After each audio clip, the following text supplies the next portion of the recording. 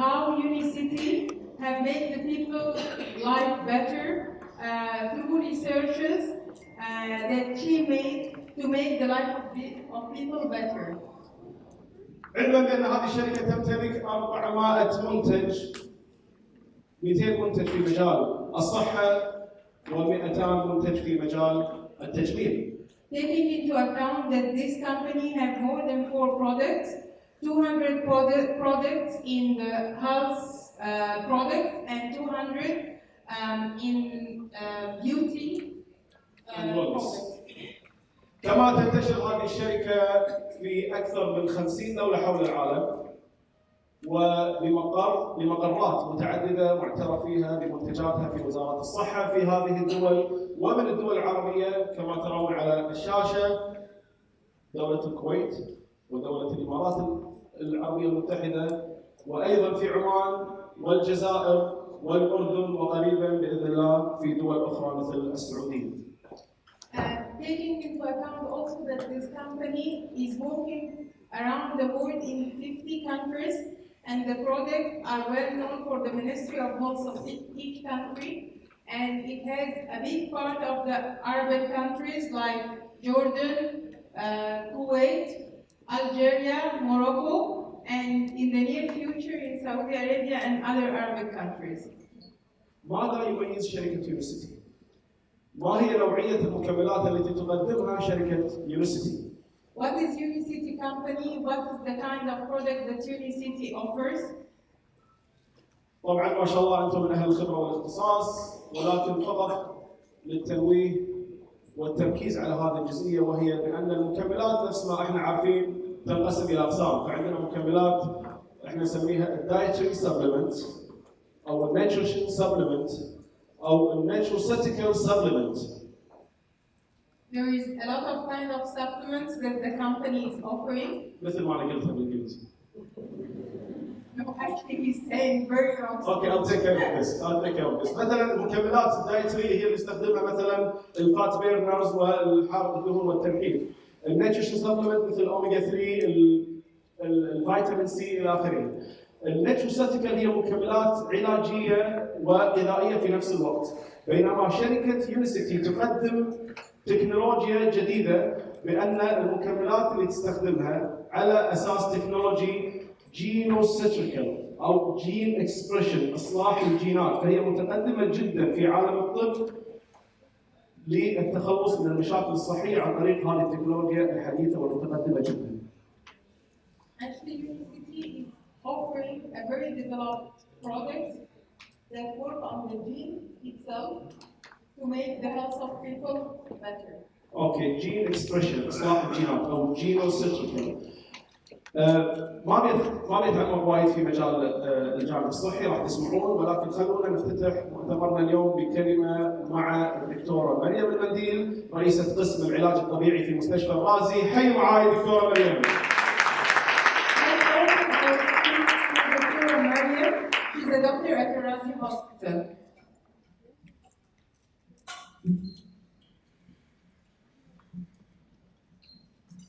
Hello everyone. I welcome you all to the first Middle East Unicity Medical Professional Symposium in Kuwait. مرحبا جميعا، أرحب بكم جميعا في أول ندوة للمهنيين الطبيين بيونيسيتي الكويت. A warm welcome to doctors, medical practitioners, guests, and all Unicity members. الترحيب الحار بالأطباء، الممارسين الطبيين، الضيوف وأعضاء يونيسيتي. I would also like to welcome our distinguished guests, Dr. Dan Gobler and Dr. Benjamin Beckmans. أيضا أن نرحب بضيوفنا المميزين دكتور دان غوبلر ودكتور بنجامين بيكمنز. I would like to thank Unicity Management for hosting the first Middle East Unicity Medical Professional Symposium in Kuwait.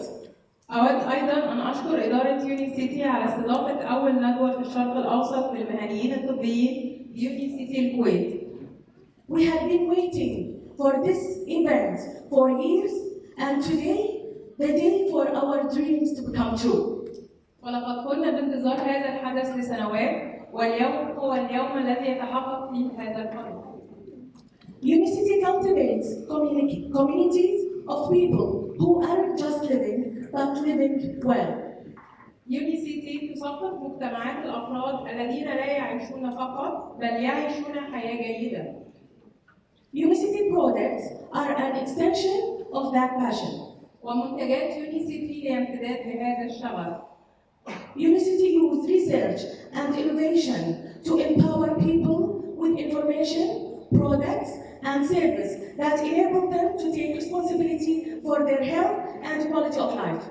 UNICT تستخدم أبحاث وتعاون لتمكن الناس من المعلومات والمنتجات والخدمات التي تمكنهم من أخذ المسؤولية من صحتهم وجودة حياتهم.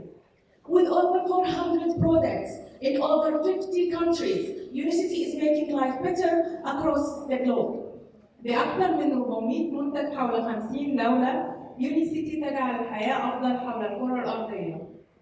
Today, we are going to learn, experience how Unicity products can change our life.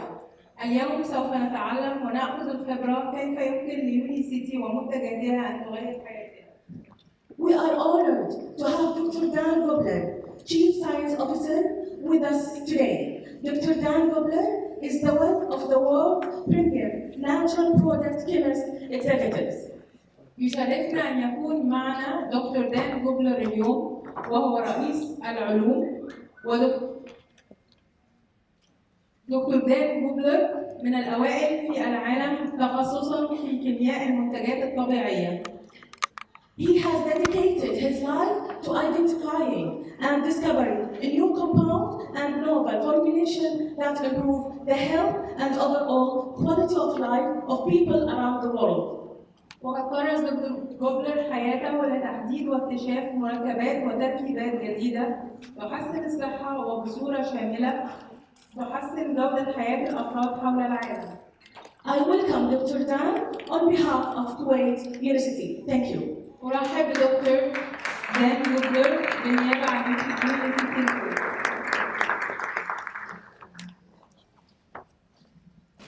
والآن مع المتحدث الضيف الدكتور دان جوبلر، وهو رئيس المختبرات العلمية في شركة يونيسيتي انترناشونال. And now we welcome Dr. Dan Gubler, who will be the speakers.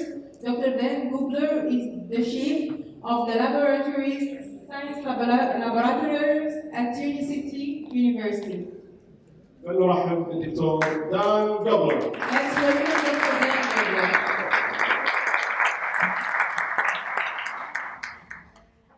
Thank you. Ladies and gentlemen, distinguished government officials, distinguished medical professionals, good evening. It's a pleasure for me to be here with you today. I hope that by the end of the evening, you will come to a greater understanding of these points here. I hope to show you that we are a science-based company. أرحب بكم جميعا وأتمنى في هذا اللقاء أو في هذه الندوة أن تكونوا قادرين على معرفة هذه الأشياء التي تخص شركتنا وأننا شركة مقامة على الأبحاث العلمية أساساً. We are the world leaders in the science of metabolic health. فنحن من أوائل العالم في الأبحاث العلمية. So the outline of my talk is shown here behind me.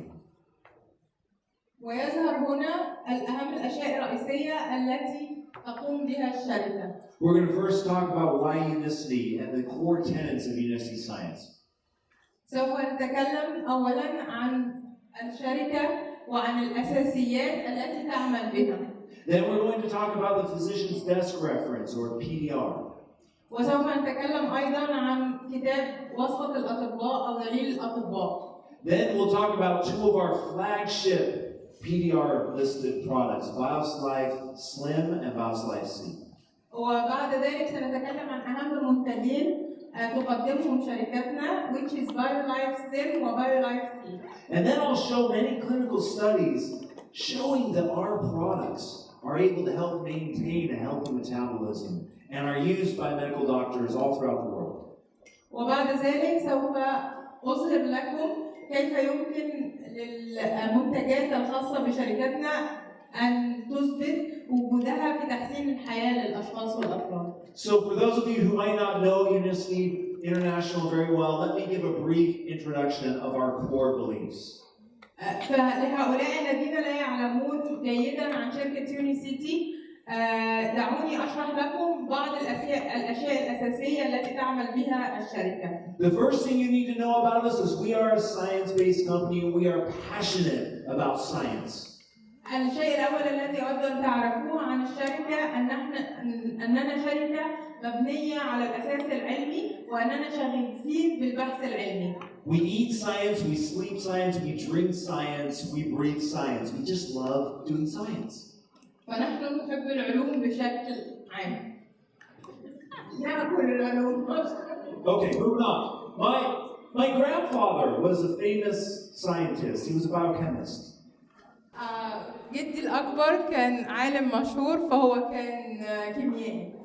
And actually, between 1984 and 1988, he was here at Kuwait University helping to start up their biochemistry department. ومن سنة 1999 كان يعمل هنا بالكويت. So, science runs deep in my family. We are passionate about science. Number two, UNICEF science equals tradition. We are a company that has been around for over 100 years. We come from the iconic American pharmaceutical company Rexall Drug. So we've been around for a long time, and we will be around for a long time. We're not a company that was started 5 years ago by a bunch of business people. We are a pharmaceutical-grade, science-based company. The other core tenet is innovation. Innovation, innovation, innovation. That's what we do at Unicity. We are like explorers. We sail the scientific seas, looking for new lands, discovering new things. We're not content to make standard vitamin and mineral type supplements. If you look at our products that we're going to talk about tonight, these are products that can maintain healthy blood lipid levels, products that can maintain healthy blood glucose levels. These are products that cannot be found anywhere else on the planet. That's what we do at UNICEF Science. We love doing science. We have over 70 different projects in development at any given time. One thing that sets our products apart is the quality of the ingredients. The analogy I use is a car analogy. Right? What's the difference between this Porsche Panamera Turbo and my father's station wagon? They're the same. They're both cars, right? They have tires, windshield, hood, horn, beep, beep, right? They're different. They're completely different. Porsche Panamera Turbo, 0 to 60, 3.1 seconds. My father's station wagon, 0 to 60, 3.1 years, right? It's about what's underneath the hood. Every UNICEF product is made of the highest quality ingredients, and ingredients in efficacious amounts. A lot of formulations, I like to throw in a little pinch of this, a little pinch of that, so it looks good on the label, but it does nothing. We don't do that at UNICEF Science. The other thing that we do, I'm a natural products chemist. We go out in the world to discover new plants, to isolate compounds from plants that can maintain and sustain human health. There are 600,000 species of plants on the earth today, and only 5% of those plants have been studied for their bioactive compounds. So what does that mean? There's so much left to be discovered and explored.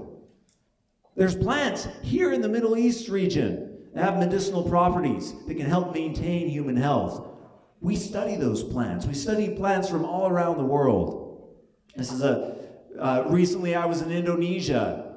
We're studying plants in Indonesia that are used to help with diabetes. And we'll have some interesting results and discussion about this in a few months when we launch a product about that. Blue ocean, right? I talk about going and discovering new scientific lands and placing the flag for unicity. How can we claim that land for unicity? How do we make it ours? Well, the way we do that is patents. We hold many patents on our products. And the reason we do that is so that we can empower medical doctors, medical professionals like yourselves to use our products and empower our distributors all throughout the globe. We integrate our materials that we find. One example of this is our matcha green tea that we use in our Bios Life E product. Another example is we just launched a new product called Unimate, which contains yerba mate. We recently launched the Unimate Research Institute in Argentina. We study plants from all around the world. We collaborate with the best scientists in the world as part of our Unicity Scientific Advisory Board. And you're going to hear from one of the board members tonight, Dr. Ben Bickman, who is world leader in the science of obesity-related metabolic disorders. And you're going to love hearing him. He's amazing. Unicity Science equals validation. Anybody can say their products are the best. It's one thing to say that. It's another thing to have the world's leading medical resource list 16 of your products. We have 16 products listed in the Physician's Desk reference. This is a book that usually is reserved for pharmaceutical companies to put their compounds, their products in.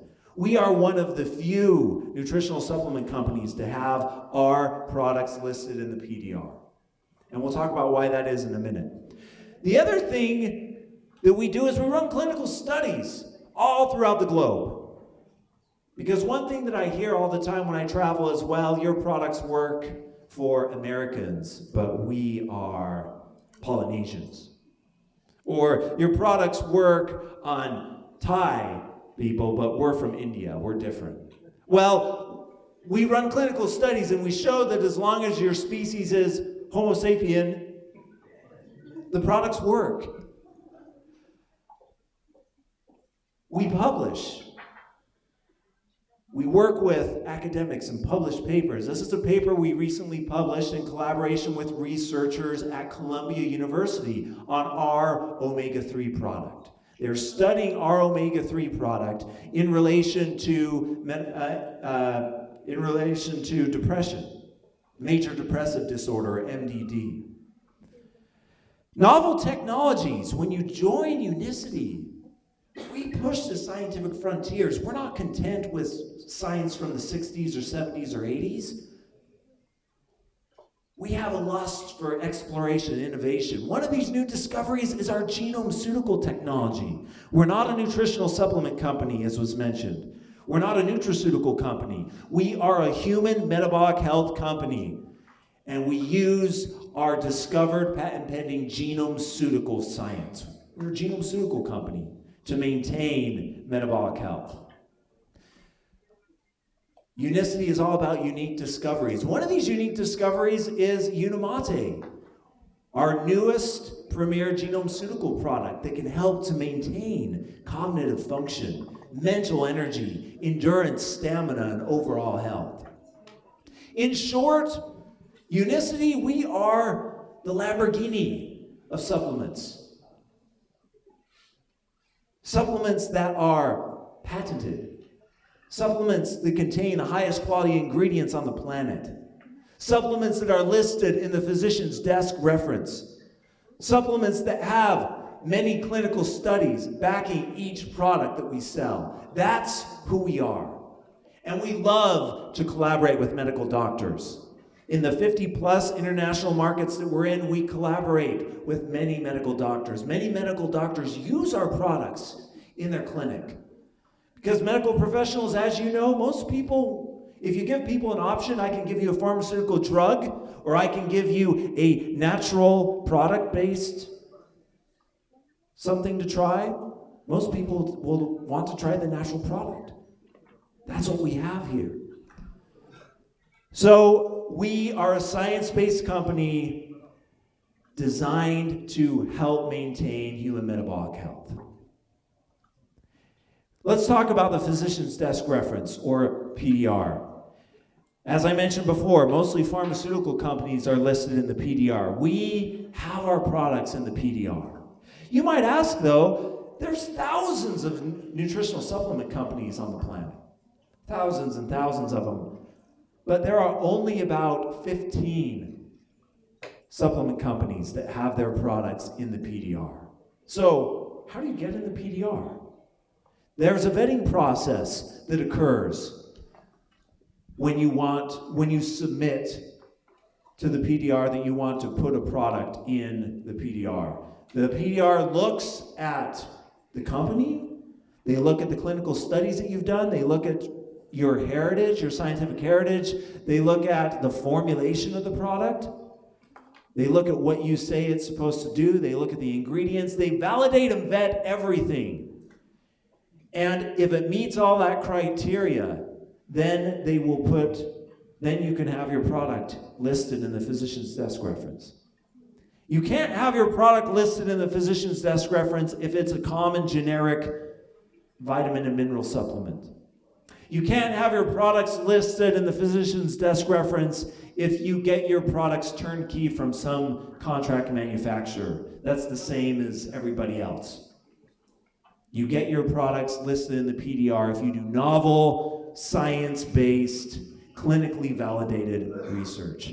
And we have 16 products listed in the physician's desk reference. And we're primarily going to talk about these two tonight, BioSlife C and BioSlife Slim.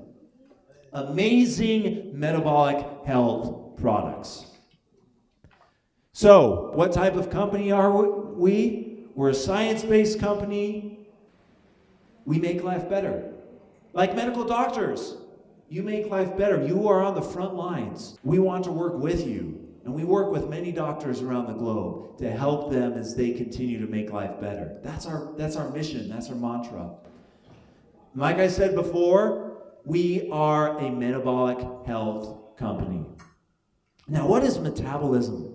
Let's talk about that. Because a lot of people think metabolism is fat burning or better digestion or something like that. Well, we're scientists, we're chemists. If you look at the chemical definition of metabolism, metabolism refers to the millions of chemical reactions the human body does every single second. Millions of reactions. Reactions involved in cognition, circulation, vasodilation, kidney health, liver health, heart health, skin health, cholesterol control, glucose control, bone health, joint health, cognitive health. All of these are aspects of metabolism. I use a lot of car analogies I noticed today when I was looking at my presentation. Metabolism is like a car, a high-performance sports car. All of the pieces of the car, the engine, the transmission, the computer chip, the brakes, everything working together in harmony to make this car perform. Our bodies are amazing molecular machines, aren't they, doctors?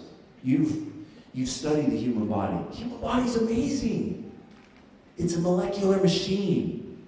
And just as we would never dream of putting inferior fuel in our high-performance sports car, we would never dream of putting water in our Ferrari, right? That's crazy. But yet, what type of fuel do we put into our molecular machine?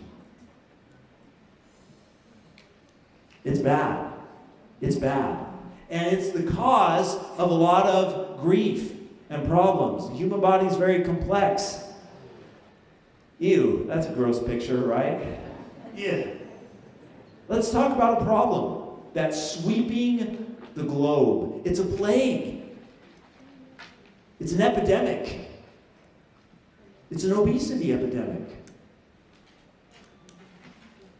What's the cause? One of the major causes? Poor diet. If you want to destroy metabolic health and all the reactions of the body that are humming along, eat a poor diet. Specifically, diets that are rich in cholesterol, and more importantly, diets that are rich in sugar. Sugar kills, and we'll hear more about that later on. There's a term for this plague that's sweeping the earth, and it's called metabolic syndrome. Who here has heard of this term? Metabolic syndrome. Where the metabolism of the body is fundamentally broken and sick. Metabolic syndrome. What is metabolic syndrome? How is it defined? Actually, it's taken quite a while for medical professionals and doctors to come to a consensus on what that means.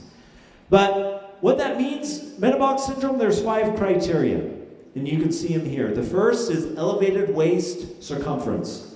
And here in the Middle East, what that means is men who have a waist greater than 90 centimeters and women greater than 80 centimeters. Elevated waist circumference, criteria number 1.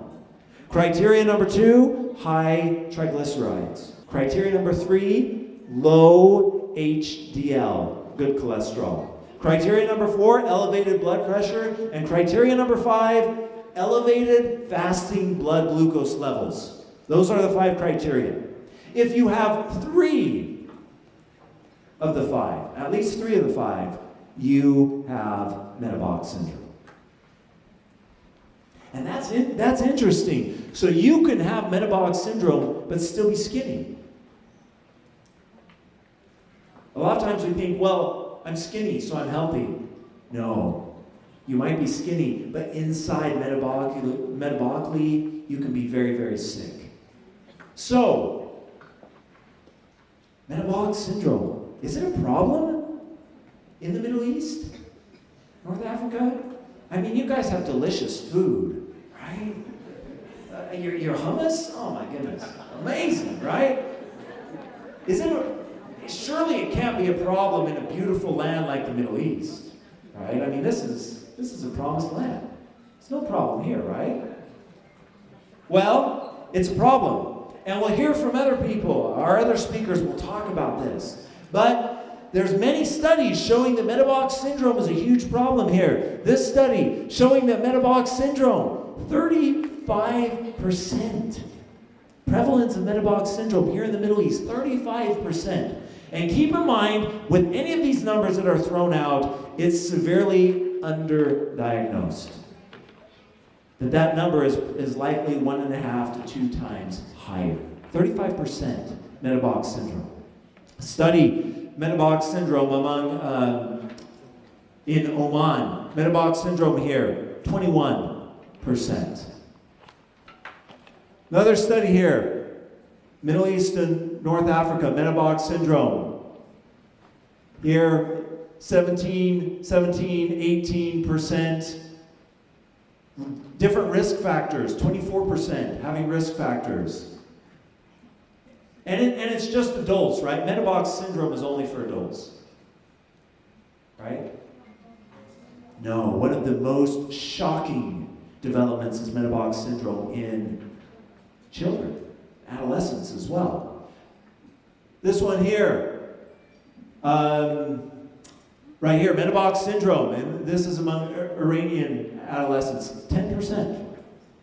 Some studies show that that's higher, that's 20%. And these are adolescents. These are young kids. So let's look at NCDs here in Kuwait.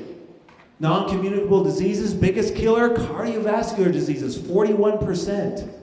Diabetes, 4%. You take both of these together, you're getting up to 50%. Half of all mortalities here in Kuwait, non-communicable diseases, are because of metabolic syndrome.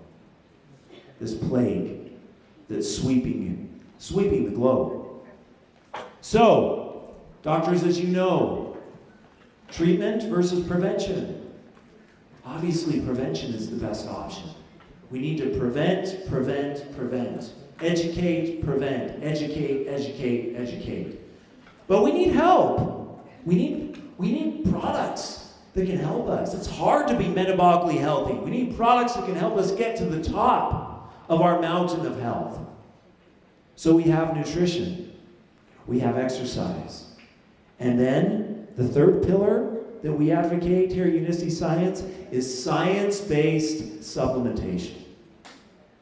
So if we want to be metabolically healthy and counteract this poor diet that's one of the key indicators for metabolic syndrome, the first thing we want to do is we want to maintain healthy blood cholesterol levels.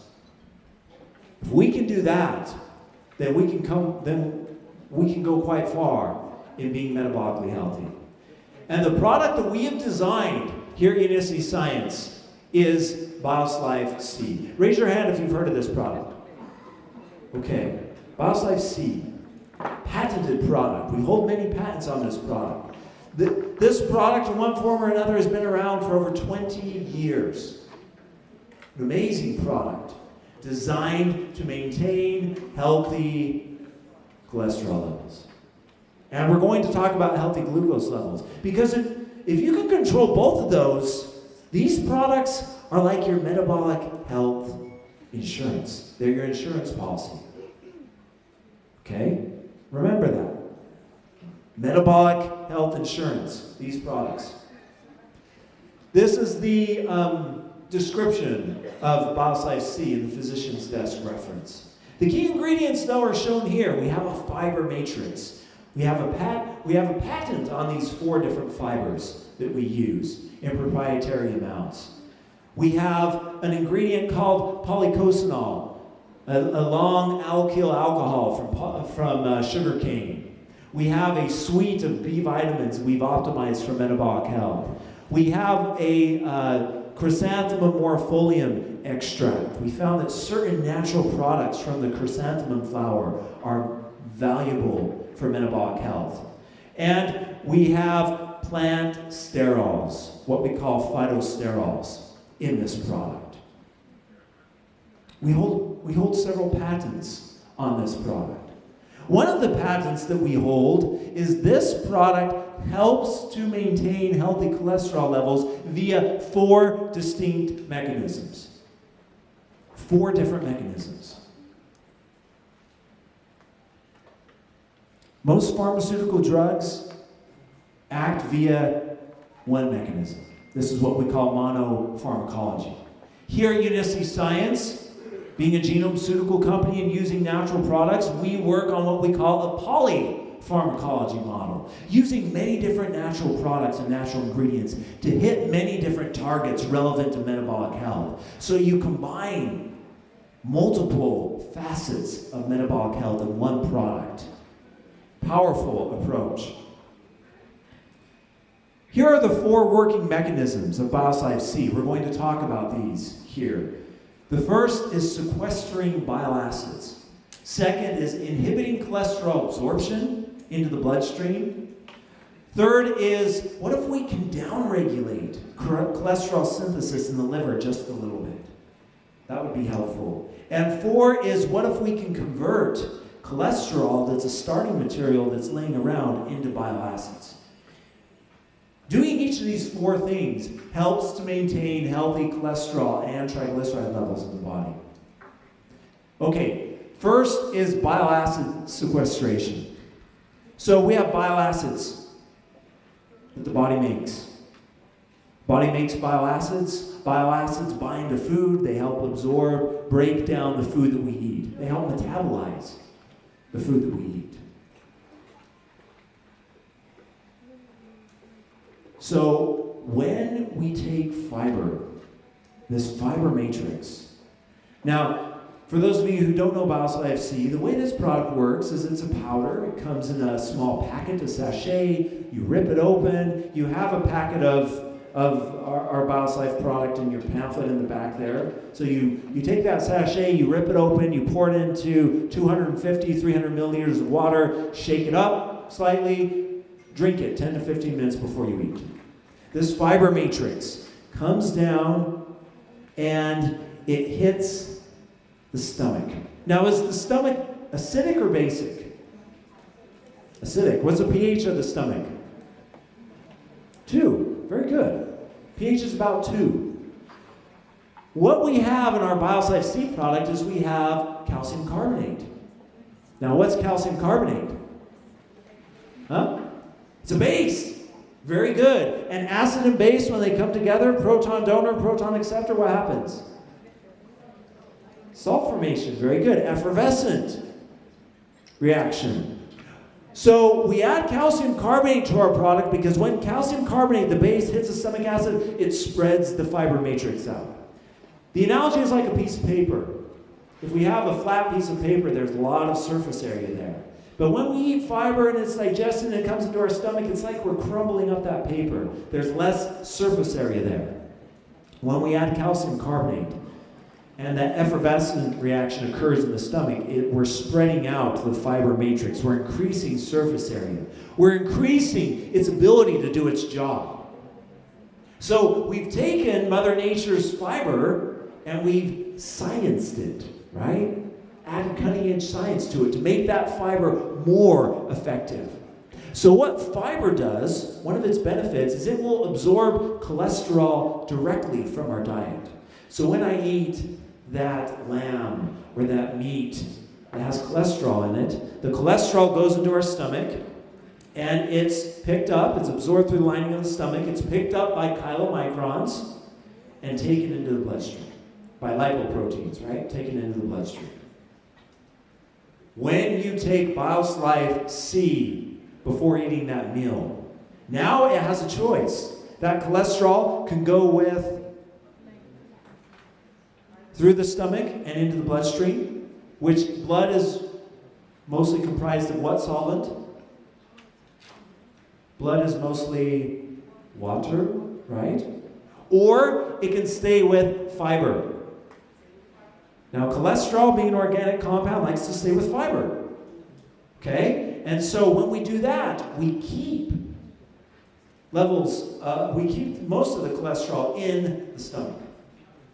Now, the other thing that happens is when we take fiber, it absorbs bile acids. Bile acids are drawn to the fiber. The fiber absorbs these bile acids. And when these bile acids are absorbed, concentration goes down. And the body needs to make more bile acids. What is the starting material for bile acid synthesis in the body? Do you know? What is the starting molecule the body uses to make bile acids? Cholesterol. Cholesterol.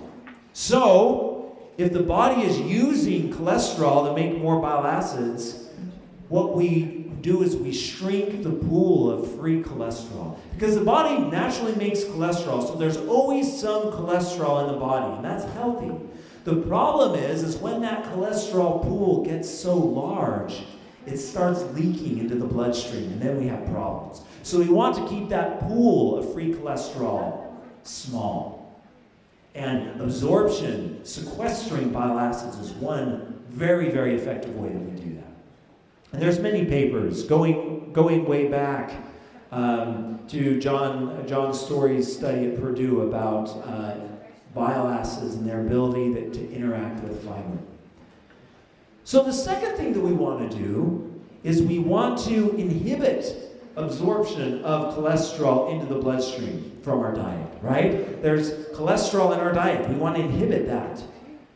We don't want cholesterol going in. But cholesterol is found in eggs and meat and lots of things in our diet. So one way we do that, as I mentioned, is a fiber matrix. It holds on to cholesterol. But the other thing that we can do is we add phytosterols, plant sterols. And you can see here's the structure of cholesterol. By the way, aren't these beautiful molecules? I love looking at chemical structures. Man. So here's cholesterol. Here's phytosterols. You can see here they're pretty much the same except for this tail here. This tail is more nonpolar, more hydrophobic. And so what we do is we throw phytosterols into the system. Now phytosterols function like cholesterol. They go into the bloodstream, but unlike cholesterol, they do not form arterial plaques. They actually do the opposite. They actually help to clear the arteries, the blood vessels a little bit. So what happens is when you throw phytosterols and cholesterol in the body at the same time, they compete for absorption. They compete of what's going to be taken up into the lipoproteins. And phytosterols are more hydrophobic. That means they're afraid of water more than cholesterol. So they are preferentially absorbed into the lipoproteins. So you have phytosterols, you have cholesterol. Phytosterols are on the fast track queue. They go into the queue first, and they go out first. So we flood the system. So this is competitive inhibition, if you remember your biochem kinetics class. This is competitive inhibition. So we flood the system with phytosterols, so phytosterols go into the bloodstream and the cholesterol is left behind. Cool mechanism. Wow is right. Awesome mechanism. Papers shown here, showing that phytosterols have the ability to lower LDL cholesterol and total cholesterol. The third thing we want to do is, what if we could turn down cholesterol synthesis just a little bit? Because when our metabolism is damaged, when it's thrown out of whack, our gene expression is out of control, the body starts making more cholesterol. And some of us naturally produce more cholesterol than others. So we want to keep that pool of free cholesterol small, like I talked about. One way that we can do that is, what if we could turn down and downregulate just a little bit the synthesis of cholesterol in the liver? If we can do that, we don't want to turn it off, obviously, because the body needs cholesterol, but if we can dial it down even 2 to 5%, that would be great for our needs, for metabolic health. And that's where polycosanol comes in. Polycosanol is a long-chain alcohol naturally derived from sugarcane and other plants, shown in the scientific literature like this one to help maintain metabolic health. The fourth thing that we want to do is we want to inhibit conversion of cholesterol to bile acids. Well, excuse me, we don't want to inhibit, we want to increase this, and we do this by using chrysanthemum. So, to move along here, we've done a lot of different clinical studies on this product. The first clinical study we did was at Stanford University on a first-generation fiber product, where we showed that when we used guar gum and oat fiber, we're able to lower baseline total cholesterol from 244 by taking guar gum after 14-21 days down to 218. We see a reduction in total cholesterol and LDL by using guar gum. It's one of our first studies we did at Stanford. We followed it up with another study in the Cleveland Clinic. Now, if you ask medical doctors what's the #1 clinic or hospital on the planet for studying metabolic disorders, Cleveland Clinic is top on that list. We worked with the Cleveland Clinic, showing that when people took Bioslide C, their total cholesterol and apolipoprotein B levels went down dramatically after 14 weeks. Total cholesterol starting here at 238, the end of the experiment, 227. Amazingly though, doctors, notice this here. This is key. HDL stays the same using this fiber matrix. Now remember, one of the things of metabolic syndrome is low HDL. And pharmaceutical drugs that maintain or help with cholesterol control, what do they usually do to HDL? Goes down, big time. This product lowers total cholesterol, lowers LDL, lowers triglycerides, and HDL the same, or even up. I'm going to move along here for time's sake. I wish we had hours and hours to talk. Another study that we did, an internal study that we published in a peer-reviewed journal article here, showing that when you take this product after 8 weeks, so taking it twice a day, 8 weeks, total cholesterol down 8%, and high-risk people down 11%. LDL down 5% overall. High-risk people, 25 and 31%. HDL. So this is now when we've included our chrysanthemum and our phytosterols. HDL up overall 8% in people, high-risk, people with low HDL, up 12%. Triglycerides down 6%, high risk down 15%. Huge numbers for helping to maintain metabolic health. There's no other product on the planet that does this. We ran a study in the Philippines where we looked at LDL distributions. All you need to know here is that gray is bad and black, this should be black. Black is good. We took a group of people, looked at their LDL distribution. It was bad. We gave them Bioslife C for 4 weeks. And notice here the black, the good levels pop up and the gray disappear. We ran a clinical study in Guam.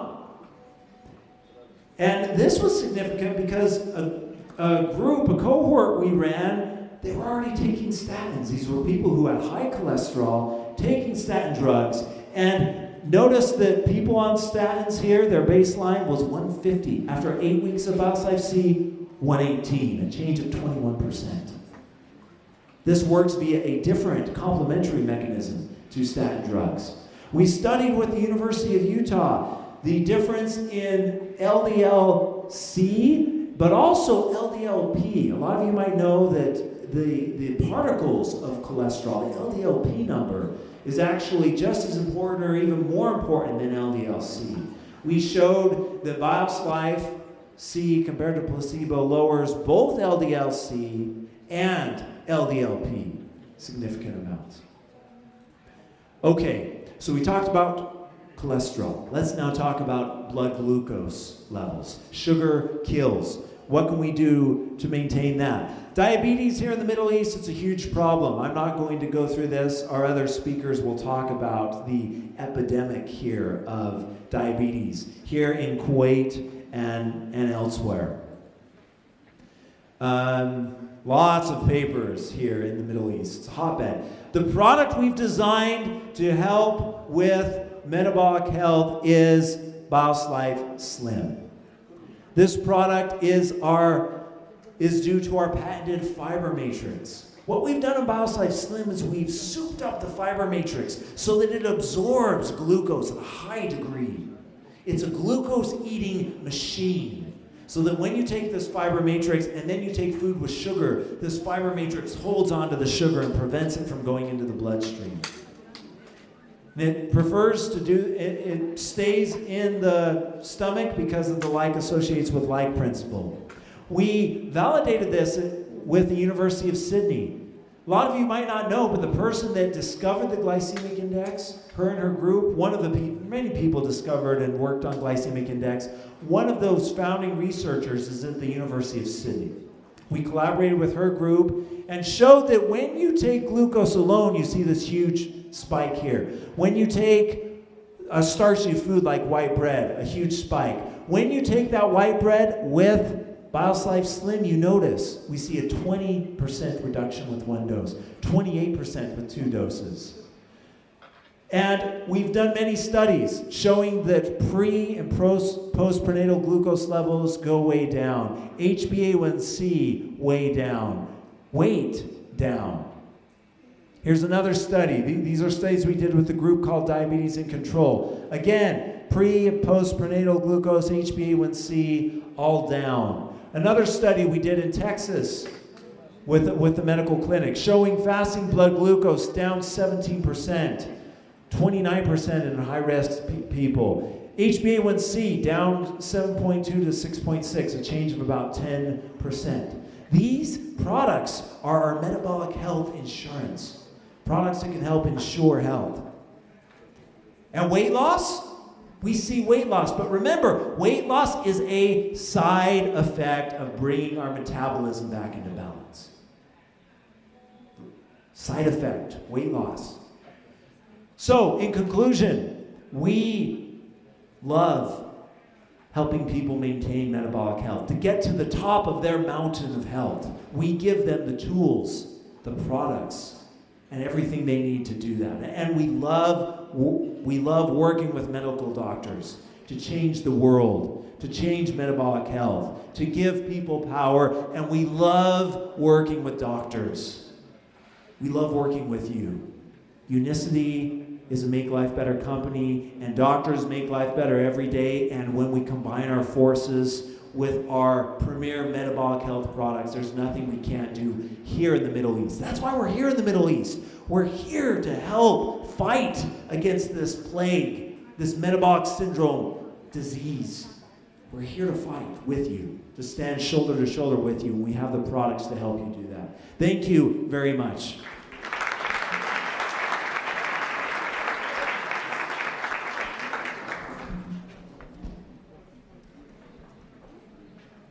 Thank you so much for Dr. Dan Gabler for this great presentation. شكرا دكتور Gabler على هذا البرزنتيشن، هذا العرض الشيق. بس تنويه قبل لا نبلش، ممكن من الحضور اللي عنده أي سؤال حق الدكتور دان يكتب السؤال على ورقة، يفضل يكون السؤال باللغة الإنجليزية، وسيتم جمع الأوراق من قبل المنظمين والإجابة عليها في آخر الندوة إن شاء الله. اللي يبي ترجمة في اللغة العربية للغة العربية ممكن يروح في آخر القاعة، راح يتوفر مترجم يقدم لكم ترجمة فورية. ولكن أنا أتوقع أن أغلب الحضور ما عندهم مشكلة باللغة الإنجليزية، صح؟ اللي ما عنده مشكلة يرفع يده بس عشان نطمن. الحمد لله. في أحد فيكم شاف اللامبورغيني والفراري وحسب ان الشركة تبيع سيارات؟ أوكي. ما يبيعون سيارات. أوكي. لكن اللي يشتري منتجاتهم ممكن يحصل على اللامبورغيني. عموما أتمنى الحين صارت عندنا الصورة أوضح ليش شركة يونيسيتي هي صنفت من أحد 500 أفضل شركة في الولايات المتحدة الأمريكية. من أصل 6 ملايين شركة في الولايات المتحدة الأمريكية، Unicity is a top 500 privately held business in United States. بالإضافة إلى مشاركة أكثر من 22 جامعة عريقة مع يونيسيتي في دراساتهم وأبحاثهم، مثل جامعة جونز هوبكنز رانك نمبر 1 في أمريكا، وجامعة ستانفورد، وأيضا كليفلاند كلينيك. ليش هذه الجامعات تشارك يونيسيتي في دراساتها وأبحاثها؟ كلكم شفتوا ساعة. الشغلة الأخيرة أن شركة يونيسيتي حاصلة على يوتا جينيوس أورد. هذه جائزة تقدم لتشجيع المخترعين والمبتكرين من أصحاب الأعمال في أمريكا، وحصلت يونيسيتي على هذه الجائزة لدعمها لاقتصاد ولاية يوتا في سنة 2010. أتوقع عرفتوا من خلال هذا البرزنتيشن why Unicity is a unique company based on science, based on research and development and very advanced studies. الآن وفقرة مع دكتورة أمل باجري. قبل لا أقدم دكتورة أمل بس أحب أني أرحب في ضيوفنا من دول الخليج العربي، الدكتور مجدي عبيد. حياك الله دكتور مجدي. وأيضا دكتور خالد رشود من المملكة العربية السعودية. دكتور مجدي من البحرين. وأيضا نرحب من البحرين في أخونا حسين عاشور استاذ. ضيوف مميزين ويانا اليوم ونرحب فيكم كلكم طبعا. اليوم ضيفة عندنا أيضا من المملكة العربية السعودية الشقيقة الدكتور أمل باجري، وسوف تعرض حالة عن السمنة والسكري. دكتورة أمل استشارية طب الأسرة بجامعة الملك سعود، كلية الطب مركز أبحاث السمنة، وعميدة الكليات الصحية سابقا. رحبوا معاي بالدكتورة أمل باجري. بسم الله الرحمن الرحيم. السلام عليكم ورحمة الله. Hi everybody. I will try to speak in English and in Arabic for both to get benefit. I'm so happy to speak in front of all of those. Which one? This one. Okay, thank you. This is me. And first, before I will speak about the clinical cases, I would like to go through some clinical researches because this gives us the weight of the problems here. Nowadays, the problems is not about the we have a war. الآن هو الحرب عندنا ليست حرب أسلحة ولكن حرب أمراض. Now the war of the disease. Because of that, we want to go through the preference in the Arabic area, especially in our area, in Saudi Arabia. Here, in this article, diabetes in Saudi Arabia, this done in 2010, show that the disease with this incident, with this percentage is 16.8. This in 2010. طبعا هذه الدراسة عملت عن الديابيتس في السعودية العربية، في المملكة العربية السعودية عام 2010، وكانت النسبة 20 في عام 2010 كانت النسبة 16 حوالي 17%. طبعا الآن النسبة زادت إلى 20%. طبعا هذه كلها أبحاث علمية موثقة. In this article, which is published in the BMC, with the impact rate is high, show that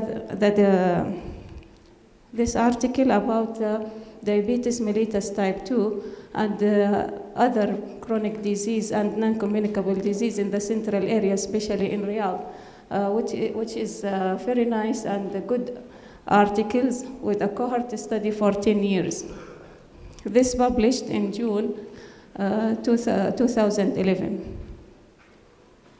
The result of this article shown that, in comparison of our finding with earlier data, shows that the prevalence of diabetes, hypertension, and coronary artery disease in Riyadh, Saudi Arabia, has alarmingly worse, and aggressive promotion of the public awareness, continued screening, and early intervention are vital for these diseases.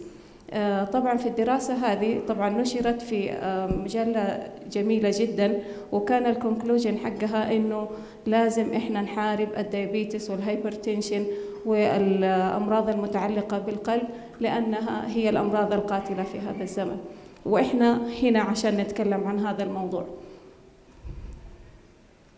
تمام. دراسة اخرى في 2013 status of diabetes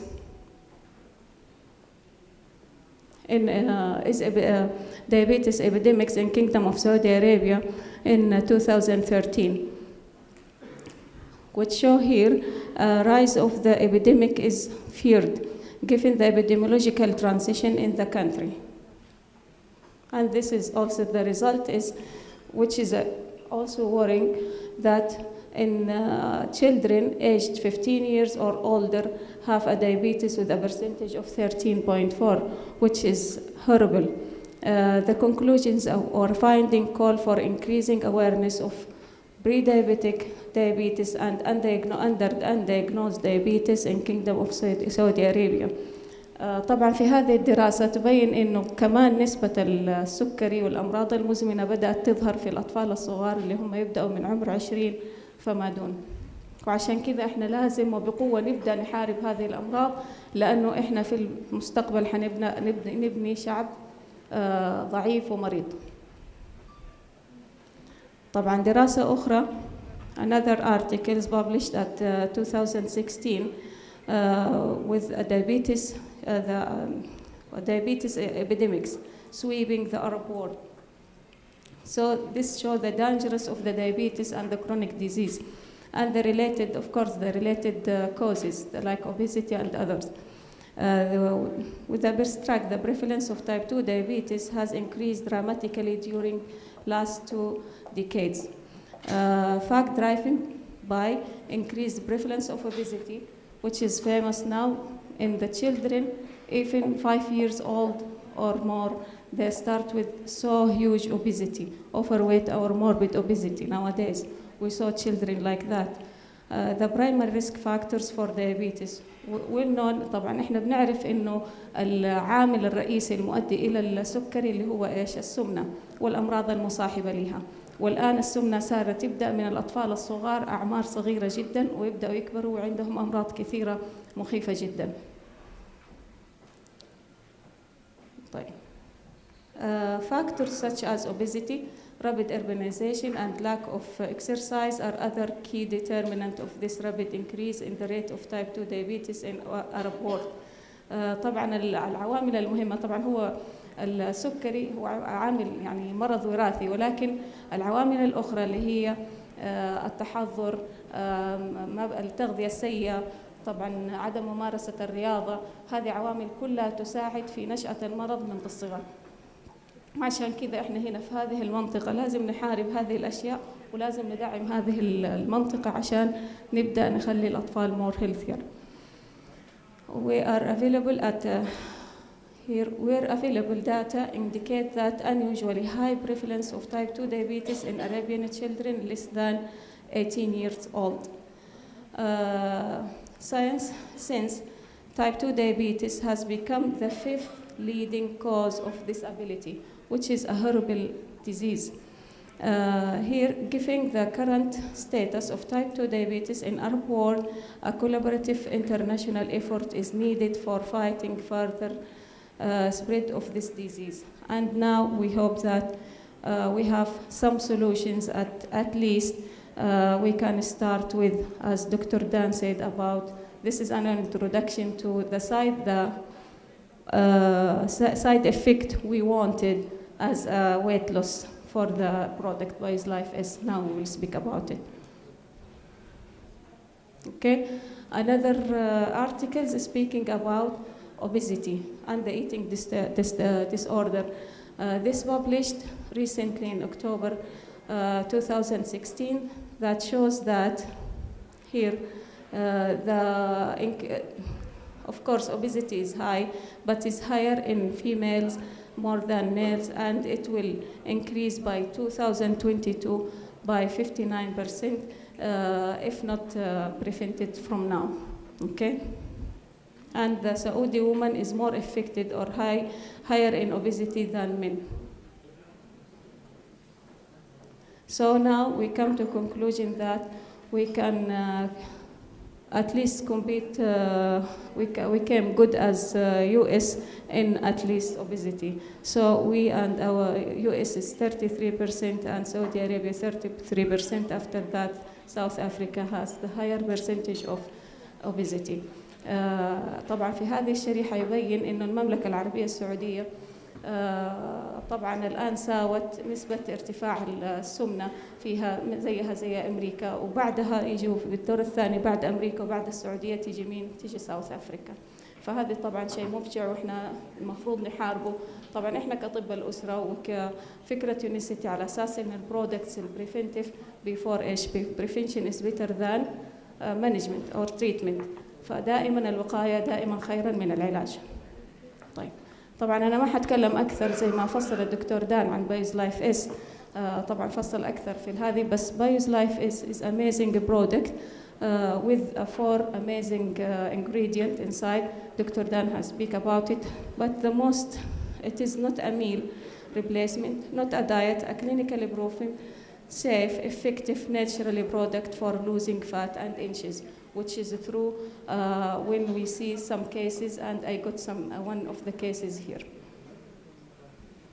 Okay, this is Bio's Life S. As Dr. Dan, it is proven it is in the BDR. هو موجود طبعا من أحد البرودكتس أو المنتجات الموجودة والمعترفة بها في المرجع الBDR اللي هو المرجعية الطبية الأمريكية. طبعا زي ما قال دكتور دان ايش فوائده؟ طبعا يعمل بالانس، يعمل توازن للسكر، يعمل يحسن الليبيد بروفايل اللي هي نسبة الدهون في الجسم. لما نروح نعمل تحليل للدهون حنلاقي انه الدهون المفيدة حنلاقيها عالية والدهون الضارة حنلاقيها واطية بعد استخدام البايوز لايف اس. طبعا ينظم كمان حركة المعدة لأنه فيه له فايبرز عالية، فيه له أيضا فيتامينز، فيه له أشياء كثيرة مفيدة. Sorry, I speaking this English in Arabic because Dr. Dan speak about this previously. Okay. هذه المكونات حق بايوز لايف اس باختصار.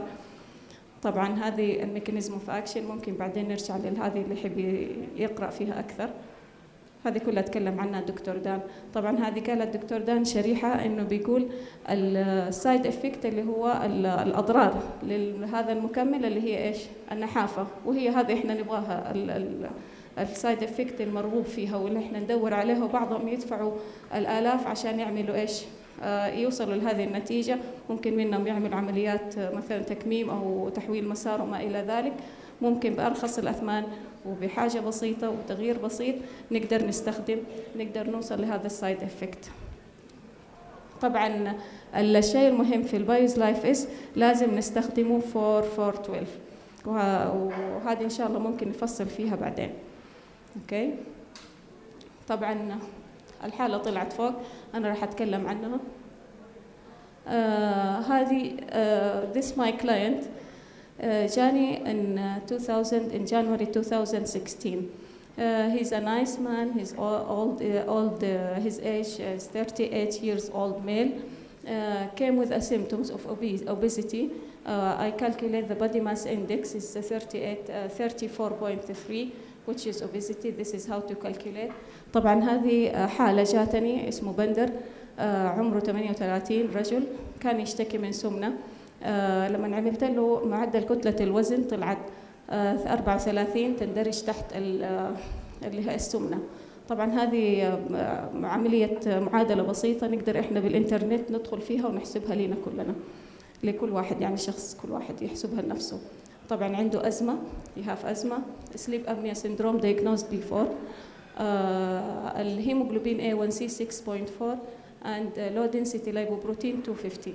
طبعا ايش معنى الهيموغلوبين A1C؟ هو عبارة عن تحليل نعمله عشان نتأكد. الآن صار تشخيص وكمان متابعة للي عندهم سكر، وهو أفضل واحد وبيرفكت. يعني لما نشوف الهيموغلوبين A1C عالي خلاص ما يحتاج إنه هذا الشخص يكون عنده إيش؟ يكون عنده سكر. ولما نعمل فولو أب كل 3 شهور، يعني متابعة كل 3 شهور، نعمل لهم بس الهيموغلوبين A1C إذا كان مرتفع نعرف إنه هو لا، يا إنه هو ما بيستخدم العلاج مضبوط أو ما يعني uncontrolled. طيب ال LDL اللي هو عبارة عن نسبة السكر الكوليسترول غير المفيد، فالضار، فعشان كذا هذه لازم كمان ننتبه ليها. طيب السليب أبنيا سيندروم هو عبارة عن بعض الأعراض يصاب بها المريض، عشان يصاب فيها لما هو نايم، يكون عنده شخير، يكون بعض الأعراض، وهو جاني مشخص بهذا المرض. طيب وهي أحد الأسباب لها هي السمنة. طيب لما جاني أنا إيش نصحته؟ طبعاً اللايف ستايل موديفيكيشن يعني إيش؟ تغيير نمط الحياة في الأكل، في الغذاء، حتى طريقة التعامل مع الأكل. هذه حكاية كبيرة بعدين ممكن نتكلم فيها، لكن لما جيت اتكلمنا فيها لقينا إنه الشخص مش فاهم، مش مستوعب، مع إنه التثقيف موجود لكن يحتاجوا إن إحنا نتكلم معهم أكثر. طيب الإكسرسايز عامل، طبعاً الرياضة مهمة جداً لينا كلنا طبعاً. نصحته إنه يبدأ باليونيسيتي برودكتس. طبعاً عندهم زي ما قال علي أكثر من 400 منتج أميزنج برودكتس. أول ما بدأنا دائماً ننصح المرضى إنهم يستخدموا الكلير ستار. طبعاً هذا بندر لما جانا بهيموغلوبين A1C يعني التشخيص كان سكر وما في رجعة. لما هو ليش كلمني؟ طبعاً قال الدكتور خطره كذا وكذا، هو لسه صغير، فكتب له جلوكوفاج اللي هو أول ما يبدأ اللي هو ميديكيشن عشان تو لورينج البلد بريشر، البلد دايابيتس، الشوجر. طبعا هذه الهيموغلوبين A1C 6.4. Okay, this is where in June 2016. This is the date. Okay, so Bender start to use the clear start for 30 days on April 2016. Amazing result. After 1 month, he lost how many kilos? 6 kilos during only cleaning of the colon. By his life, he start after finishing the clear start. After finishing the clear start, after 1 month, he start to use the By his life slim consumption 3 times per day. طبعاً ربع ساعة استخدم البايز لايف سليم، ربع ساعة قبل الأكل 3 مرات في اليوم لمدة 3 شهور، وكانت النتائج كده. الهيموغلوبين A1C reduced to 5.3. low density lipoprotein اللي هو الكوليسترول الضار نزل إلى 94. طبعاً أول كانت 6، now it was 5.3. After this he started to use also Cleopatra mixture. Consumption started on December 2016. After starting this, the symptoms of بعد ما استخدم الكيلوباترا وبعد ما استخدم التنظيف وكذا بدأ ينحف. بدأت السيمتومز حق اللي هي اللي قلنا سليب أبنيا سندروم، التشغير وكتمة النفس في النوم بدأت تتحسن. الآن بندر صار يستغني عن الأكسجين اللي بيستخدمه في الليل. طبعا on July طبعا لازم إحنا لما نبدأ يستخدم مريض السكر البايز لايف اس لازم نبدأ نتابعه متابعة دقيقة. ليه؟ لأنه حيبدأ يسألك لا أنا أسيب الحبوب، لا ما أسيب الحبوب، لازم يكون متابعة وطيدة مع الدكتور. الجولاي 2016 الهيموغلوبين A1C reduced to 5.4. His weight is decreased or reduced to 90 kg. In July, he reduced the use of slim to 2 times per day, and we introduced the BioLife C to once per day for 1 month, just to reduce the cholesterol. On February, he has reduced the slim to once per day, and till now, he's using once per day. And this is his final result done recently in June 2017. The hemoglobin was reduced to 4.4, which is amazing result. This is the lab investigation. Hemoglobin A1C is 4.4, which is very nice result. And the low density lipoprotein is 116. طبعا هنا الدهون الضارة انخفضت إلى 116، وعندنا الهيموغلوبين A1C صار في المعدل الطبيعي 4.4. طبعا لما عملنا له البودي ماس اندكس وزنه طبعا وصل لوزن طبعا يظل هو اوفر ويت، يعني زياده في الوزن، لكنه ما نزل من مرحله السمنه الى زياده في الوزن، وان شاء الله حيكمل. فطلعت عملنا له معدل كتله الوزن صارت 27.7 which is amazing result. Okay, this is Bander at June when we start 2016. This is his tummy. طبعا هذه التومي مميز إن فيها الرجال أكثر من الحريم، وهذه معلومة مهمة إنه إحنا نسميها البريجنانت تومي. طبعا لا حد يزعل لأنه صح ممتاز. ليش؟ عشان إيش خطورتها؟ مهمة جدا عشان الهارت. إحنا لابد إنه نحارب بالذات الرجال، تلاقيهم كلهم ما عندهم مشكلة لا في الآرم ولا هذه، تلاقي عندهم المشكلة في البطن. فمشكلة البطن في الرجال مهمة جدا، متعلقة بأمراض القلب. كل ما زادت، كل ما اللي هي بالإنشز، كل ما زاد أمراض القلب والريسك حق أمراض القلب. This is Bander before. Okay. Now this is the amazing result and the result إن شاء الله. خلاص. فأتمنى كل واحد عنده بريجنانت تومي بالذات الميلز يبدأ يستخدمه. صح دكتور مجدي؟ Really it is amazing product because me as myself I use it before and after. I don't like to bring my picture before, but almost the audience here know me before and after. I am using till now this. My husband also use it. We find a lot of I cannot say how amazing this products BioLife S, BioLife C and BioLife E is amazing product with a nice result.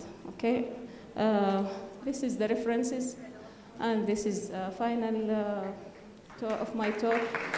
Any question?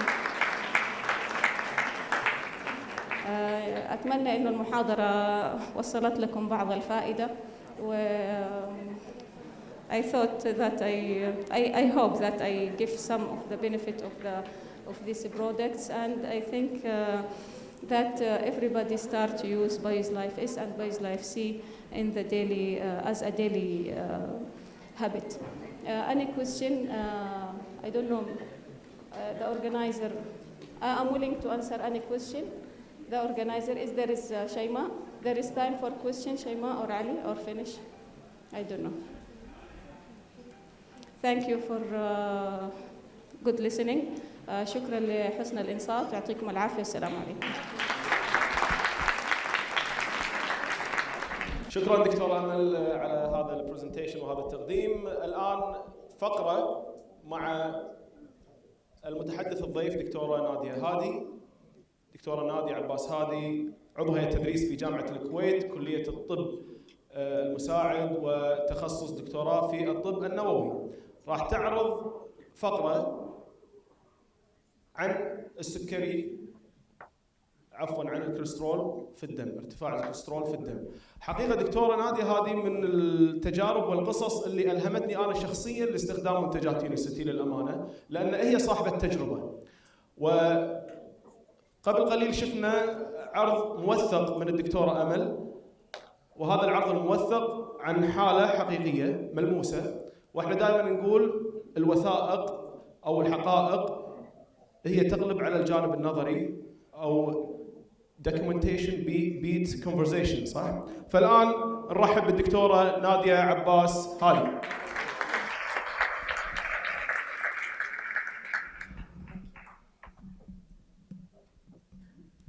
Hello everyone. First of all, I would like to express my feelings. Actually, I'm really honored that I'm giving a talk in the same symposium where Dr. Dan Kibler and Dr. Benjamin Wicked are giving as well. So it's really great pleasure to have you here in Kuwait, and enjoy the weather. Think positively, it's a free sauna, right? Right. Okay. As far as I've been told that some of you are not in the medical field, so I'll try to make the things simpler. I know that Dr. Dan Gabler, he has explained a few things in the organic chemistry, so maybe it's a little bit complicated for the people who are not in the chemistry field. I'll try to make, what is the logo of the Unicity? It's make life better. I'll make life easier, okay? Right, so I'll talk about the cholesterol level within the body. I'll mention the symptoms, causes, risk factors, complications. Well, mostly they are dangerous, severe, fatal complications, and then our clinical cases. Right, so first of all, regarding the symptoms. If anyone has high cholesterol, what are the symptoms? Actually, there are only two symptoms. Either if you are constantly making a blood test, maybe it's for other purposes, but then you discover and you find out that, oh, I have a high cholesterol level. This is one thing, and this is what happened to me, by the way. Okay? And the other thing, and when the person is having a severe complication called heart attack, it's by then people will find out one of the main causes of that heart attack, it was because of high cholesterol level within the body. Well, if they still survive after the attack. Okay. So what is cholesterol? As Dr. Dan mentioned earlier, we have different type of cholesterol. We have cholesterol that is being produced by our body via liver, or the cholesterol that we are having it in our body by consumption of diet. So cholesterol is being produced by the liver. It's carried out to the bloodstream via a protein. This protein is called lipoprotein. So it depends to the type of these proteins. We do have two different types of cholesterol. We have LDL, which is low density lipoprotein. We call it in another term bad cholesterol. And that's why, because it's being deposited within the lining wall of the arteries, causing blockage of that area. The other type is HDL, which is high density lipoprotein. This type of cholesterol, we call it good cholesterol, الكوليسترول النافع. Because this type of cholesterol is helping in removing excess of the LDL, trying to break down the deposition of the LDL within the walls of the blood vessels and get rid of it by send it back to the blood stream to the liver. Right. So what are the risk factors that will cause a high cholesterol level within our bodies? First of all, it's the poor diet. It comes from saturated fat. Well, and this comes from, the animal products, trans fats, which comes from the baked crackers, cookies, as well as red meat and full-fat dairy products. All these types of diets are encouraging the increasing of total cholesterol within the body. Obesity.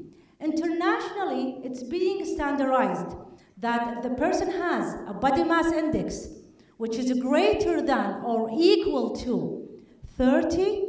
This person is he is obese, and the bell is ringing to the alarm. Okay. Third thing is the large waist conference. So for the males, it has to be greater than or equal 40 inches, and for the females, the waist conference is greater than or equal 35 inches. Lack of exercise. The thing that we do it regularly here in the Persian Gulf countries.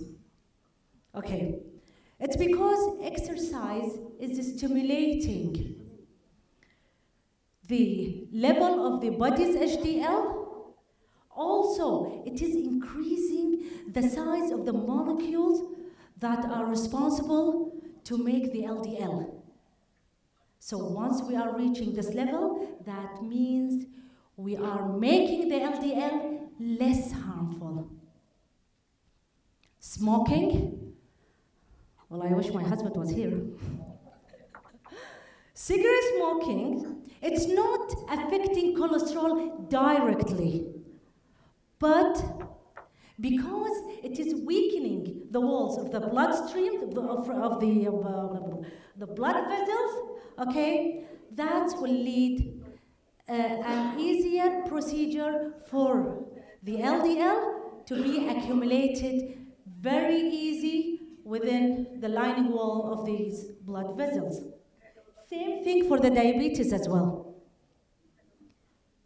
Both smoking and diabetes, the high blood sugar level within the blood are helping in weakening the walls of the arteries. So, high cholesterol level will lead to a very severe complication or alarming that we call it atherosclerosis. Atherosclerosis is a dangerous accumulation of cholesterol and other deposits within the blood vessels. This will cause very, very crucial, sometimes or mostly it is fatal complications like chest pain, or what we call it angina. And that's because coronary arteries, which supply the heart, are being blocked by the accumulation of the LDL. As well as heart attack. According to these complications, many statistics have shown that more than half of the cases where people are having heart attack, they will not survive, sadly. And for the stroke is the same thing, that the arteries is being blocked by the plaques or deposits of the cholesterol, preventing the blood to flow towards the brain, which will cause brain stroke, or what we call it brain paralysis. And this will causes even more complications within the brain area, if not brain death. Okay, so in the latest years, because of the number of cases that are receiving a heart attack, or even being not surviving from these types of complications, many researchers, scientific researches, being established and conducted regarding the obesity, diabetes mellitus, what we call it hypercholesterolemia, in order to find out the reasons for this disorder. So, among the Arab world, Kuwait became like the 5th country, one of the top countries suffered from the obesity and diabetes, as well as one of the researches for the World Health Organization is showing that the Persian Gulf countries are in the same record as United States. So, another study which shows the trends and risk factors of the high cholesterol level among the Kuwaiti adults. And surprisingly, it's showing that the high cholesterol level is irrelevant with the age. That means a person can have a high cholesterol even if they are in 20s or even below the 20s. If not a high cholesterol, they are in the borderline of a high cholesterol. So, and as we can see from this figure, Kuwait is considered to be one of the top most nations in the obese. Yay! We have completed you, Saudi Arabia's. Right.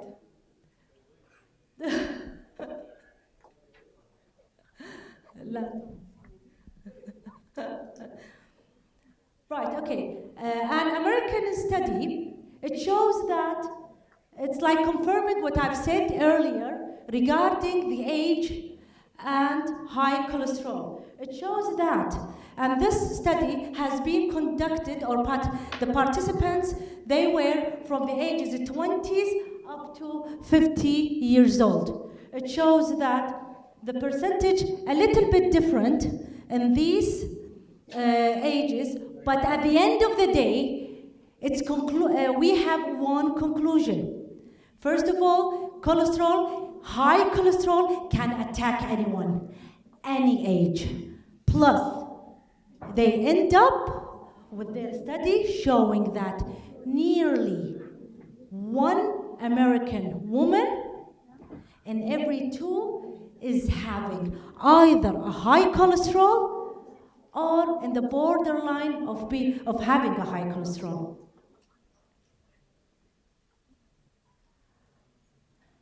Again, another study showing the risk factors, the outcome of the ischemic stroke in Kuwait. They tried to find out the reasons behind this type of disease, as well as the hyperlipidemia and the risk factors among the diabetes mellitus. And they end up always with their results among the charts. They are showing one of the main causes of these crucial diseases is high cholesterol. Right, okay. I think that Dr. Dan has talked about the Bios Life Complete, but just that I would like just to remind you again that this product is being listed in the PDR And why I'm mentioning it again? It's because BIOS Life Complete, it's reducing the risk of cardiovascular disease, reduces the risk of some forms of cancer. That's correct. Why? Because one of the ingredients of the BIOS Life Complete, that it contains antioxidant vitamins such as vitamin C, vitamin E, which they consider to protect the cells from the free radical damages, as well as reduces the risk of the stroke. I will explain it, shortly and very simply later on. Helps maintain healthy blood glucose levels, and that's via the stimulation of this product to the body's sensitivity to insulin. Reduces the risks of the Alzheimer's disease. Recently, the scientific researchers have proven that high cholesterol is causing Alzheimer's disease.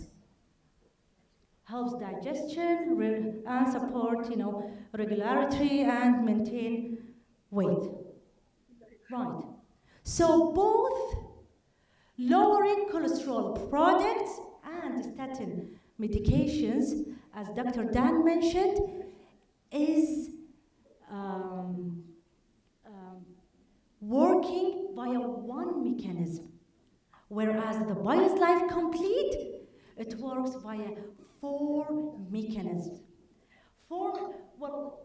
In my talk, I will concentrate in 4 ingredients of the BIOS Life Complete, which are soluble fibers, soybean and sunflower oil, sugarcane, chrysanthemum, حتى بالعربي زهرة الأقحوان. إيش دعوة؟ حتى بالعربي صعبة. زهرة الأقحوان. Okay. So as I said, BIOS Life Complete, it's a product that it is natural, patented, and clinically proven to be alternative of these products. Okay. So, as Dr. Dan mentioned, the soluble fibers helps to prevent reabsorption of the cholesterol through the bile acids. Soybean oil and sunflower oil, they have phytosterols. Phytosterols, they have the molecule compound that it's similar or resembles the cholesterol. Okay? This helps to prevent the absorption of the cholesterol from our diet. Okay. Sugarcane, which is considered to be polycosanol, it slows down the production of cholesterol within the liver. Finally, زهرة الأقحوان عشان البرستيج. Okay, chrysanthemum, okay, speed up the conversion of the cholesterol to other molecules where the body can get benefit of it. And that's via stimulating enzymatic breakdown of cholesterol. Right, okay. So all these 4 mechanisms of these 4 ingredients are aiming to one goal, which is lowering cholesterol. Okay, before I start, before I'll discuss the clinical case, I would like to say that we had many cases for many patients regarding the high cholesterol, but actually I preferred tonight to share with you my own personal experience. I had high cholesterol, more than 19 years, and as you can see, I had my date of birth. You don't have to figure out what's my age. Clever thing, right? Okay, woman thing. Okay, And since then, 19 years, I haven't taken any statin medication, but I tried as much as I can to have a healthy diet plus doing exercise. 19 years I was following these two methods. Now, as I said, I haven't taken any statin medications. But all what I could, I have to admit to you, all what I could achieve is that I have stabilized the level of my cholesterol. It was high, but I have stabilized it. So it's neither that I achieved to lower it, nor increase it.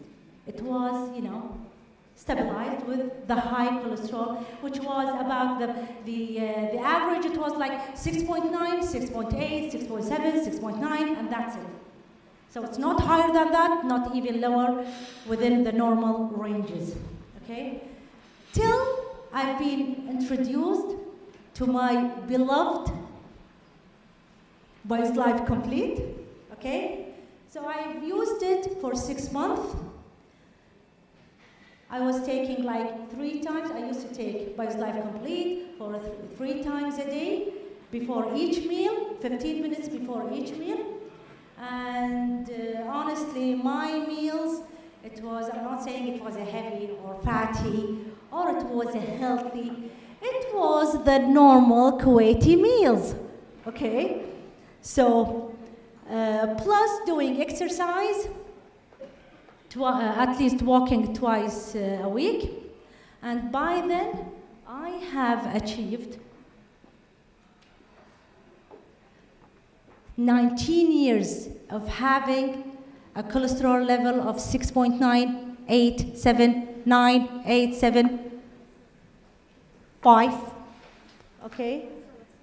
I achieved the normal level of 5.2.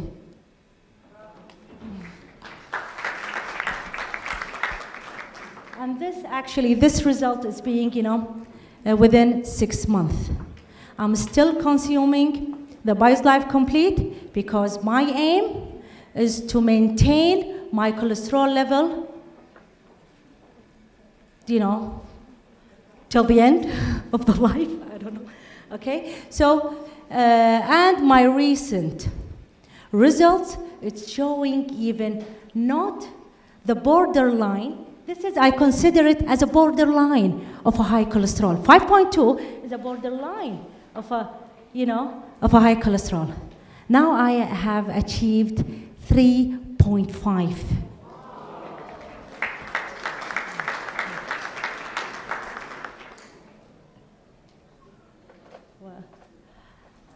And BioLife Complete and we lived happily ever after. Thank you for listening. Thank you all.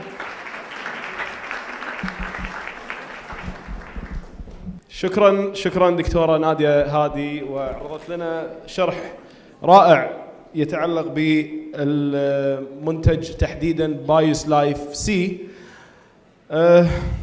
اوكي. طبعا عرضت حالة خاصة فيها هي شخصيا، وتكلمت عن المنتج وشلون استخدمته، وكان المنتج اتوقع زهرة الزحرمان او شيء اذا ما فأي واحد ياخذ زهرة الزحرمان الله يشافيه إن شاء الله. أوكي، تلقونه عند الدكتور.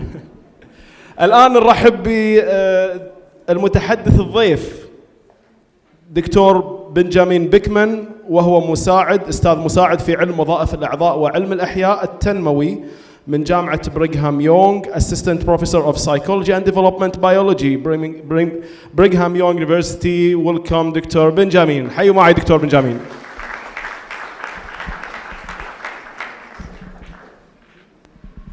Thank you. I am delighted to be here. This is my first time in Kuwait, and for a man who was born and raised in Canada, it's a little warmer than I'm used to.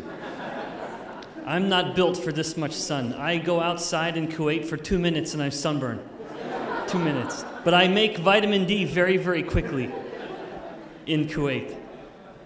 I am thrilled to be here. I appreciate the invitation. And my goal, I'm a scientist. I study metabolic disorders. I study in particular type 2 diabetes, its origins, and what it does. And that means we're going to be talking a lot about a small, teeny little hormone called insulin. And I hope if there's any questions that come up, please, I would love to answer questions. I'm mostly a scientist in the lab doing experiments, but I'm also a professor, so I love good questions. So if you have any during the course of this, please take a note, and we'll see what we can get to. So as a scientist who studies disease, as physicians who treat disease and want to understand, we could look at any number of diseases around the world, you name them, any chronic, non-infectious sort of disease, and we would be able to find many types of causes. Now, as you know, of course, diseases are complicated. Some are more complicated than others, but you might have, in one instance, one disease has two known causes. But these two same causes may cause two completely different diseases, and then any other mix of cause with disease. Now, my aim as a scientist, why I study insulin resistance, as I'm going to show to you just a little bit today in the time that I have, you can pick any chronic disease, and insulin resistance is going to somehow be connected to it, in big ways or not as big. But the reason it's important to me, why I've devoted my career as a scientist to understanding insulin resistance, is that when you appreciate that insulin resistance has is in the origin of many chronic diseases, you can just simply attack one single thing. When you know you have one target, like insulin resistance, you can start to fix lots of things, especially when it comes to metabolic health. So, why have a scientist like me come all the way from, I'm in the US now at a university at BYU, Brigham Young University, no alcohol, so I'm right at home in Kuwait. I don't drink alcohol, I feel like I'm at home. So why bring me all the way to the Middle East? Does it even matter? As you have amply been shown today, this matters more. Me saying what I'm about to say in the next 25 minutes matters far more than anywhere else. Diabetes, insulin resistance, which is what I focus on, matters here, more here than anywhere. Very briefly, you've already seen this. If we look at the top countries worldwide, look at the first 9. Isn't that amazing? It is. It's shocking. And then you have Mexico, but even still we're sort of staying, well, then we leave this area of the world, but you can see that this is a problem. And I don't need to show anything more than this. This speaks 1,000 words. You know it's a problem. I like the idea of trying to move things along and get the conversation going where it needs to get. And as bad as it is now, it's actually potentially going to get much worse, where we see that it could be doubling in Middle East, North Africa in the next 20 years. So a double. As bad as it is now, it will get that much worse. The next generation is going to be carrying these problems. So let's, as physicians, you really are the ones who are building this, helping solve this problem by building solutions. And my goal, and collectively the goal here, is let us help you with some tools. The tools that I can give you are just the things you can think about when you're interacting with the patients. Because I'm not a physician, I'm a scientist. You can do what I can't. Now, these are statistics that I just showed you with type 2 diabetes in particular. Now, why then am I talking about insulin resistance? Let's look at the disease. Type 2 diabetes is a disease of too much glucose.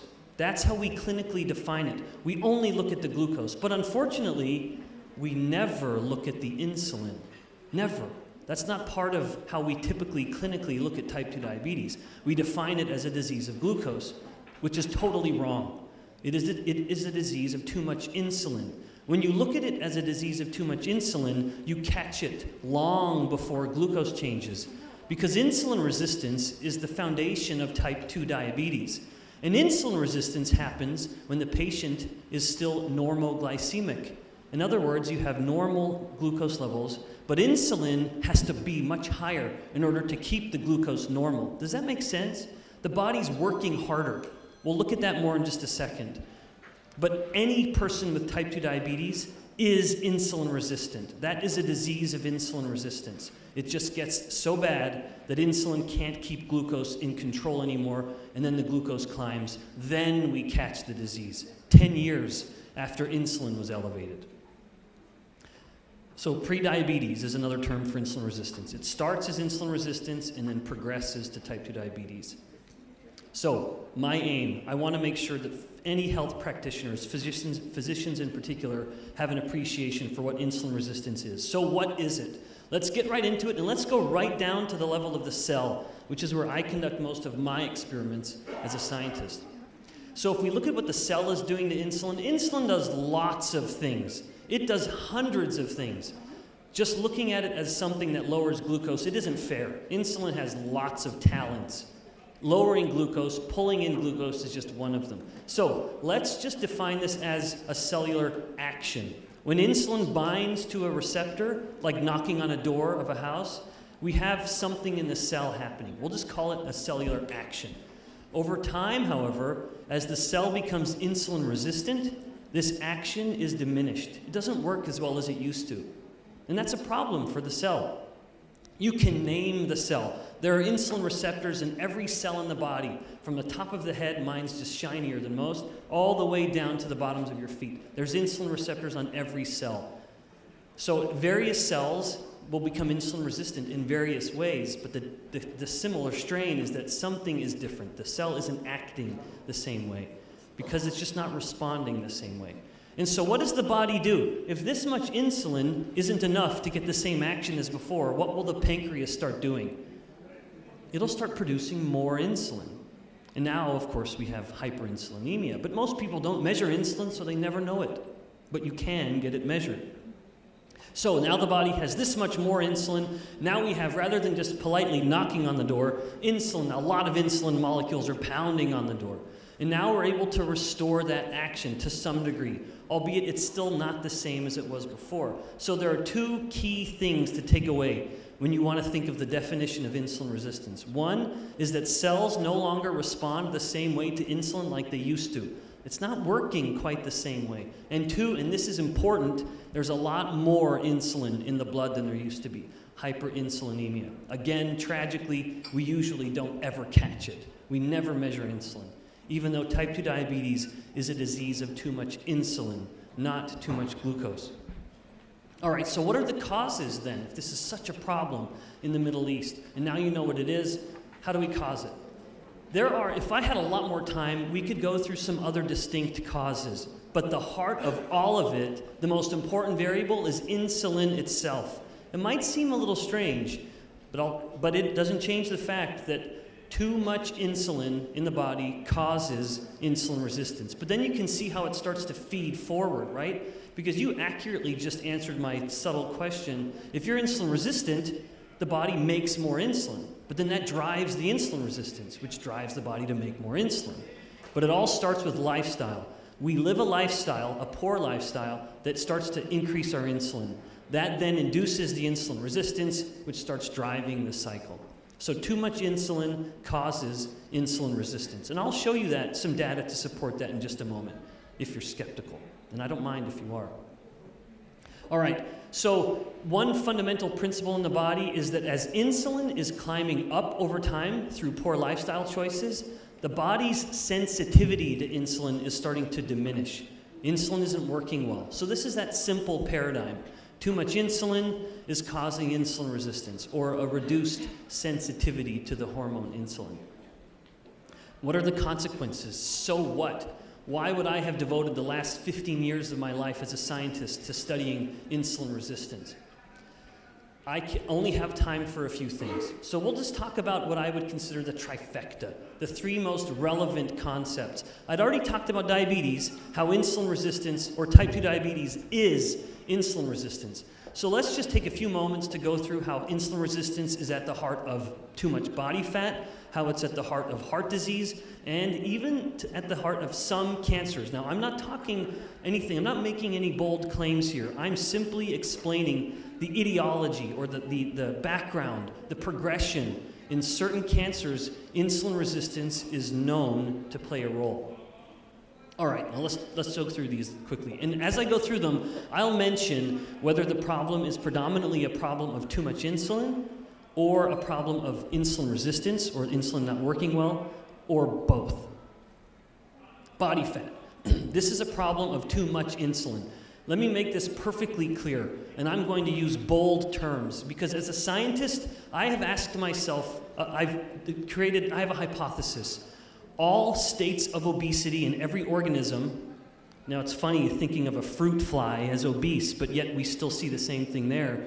Any organism from fruit flies to humans and everything in between, you cannot make a fat cell get big unless insulin is elevated. Similarly, you cannot have a fat cell shrink unless insulin is low or basal. It cannot happen. Insulin is the hormone. It dictates the use of energy in a fat cell, and any other cell, mind you. It will control. It has its hand on the throttle. It's controlling the rate at which a fat cell is growing or shrinking. This is a fundamental biological principle. Insulin is in charge of the fat cell. If you're not controlling insulin, you're not controlling fat, body fat. This is not even remotely a new idea. From the mid-1800s, we've known that certain foods are affecting insulin. Even before we knew what insulin was, we knew that there was something happening affecting hormones in the body that would create a scenario, an environment that was either pro-fat gain or pro-fat loss. But it all has to do with insulin. In fact, Wilhelm Folta, an Austrian scientist, physician, he said it best. There is something fundamental in the pancreas that is responsible for fat gains. And of course, that one thing that the pancreas is making from the islets is insulin. Now, let's look at type 1 diabetes. I hope you're physicians mostly. Most of you here are physicians, so this will not at all be offensive. This was the first type 1 diabetic in the US treated with type 1 diabetes. I say in the US because it's my one moment of Canadian pride. Insulin was a Canadian discovery and first used in Canada. That's our one contribution. She hadn't been taking insulin yet. She just was diagnosed, but it's a very common feature in the untreated type 1 diabetic. This is not type 2 diabetes.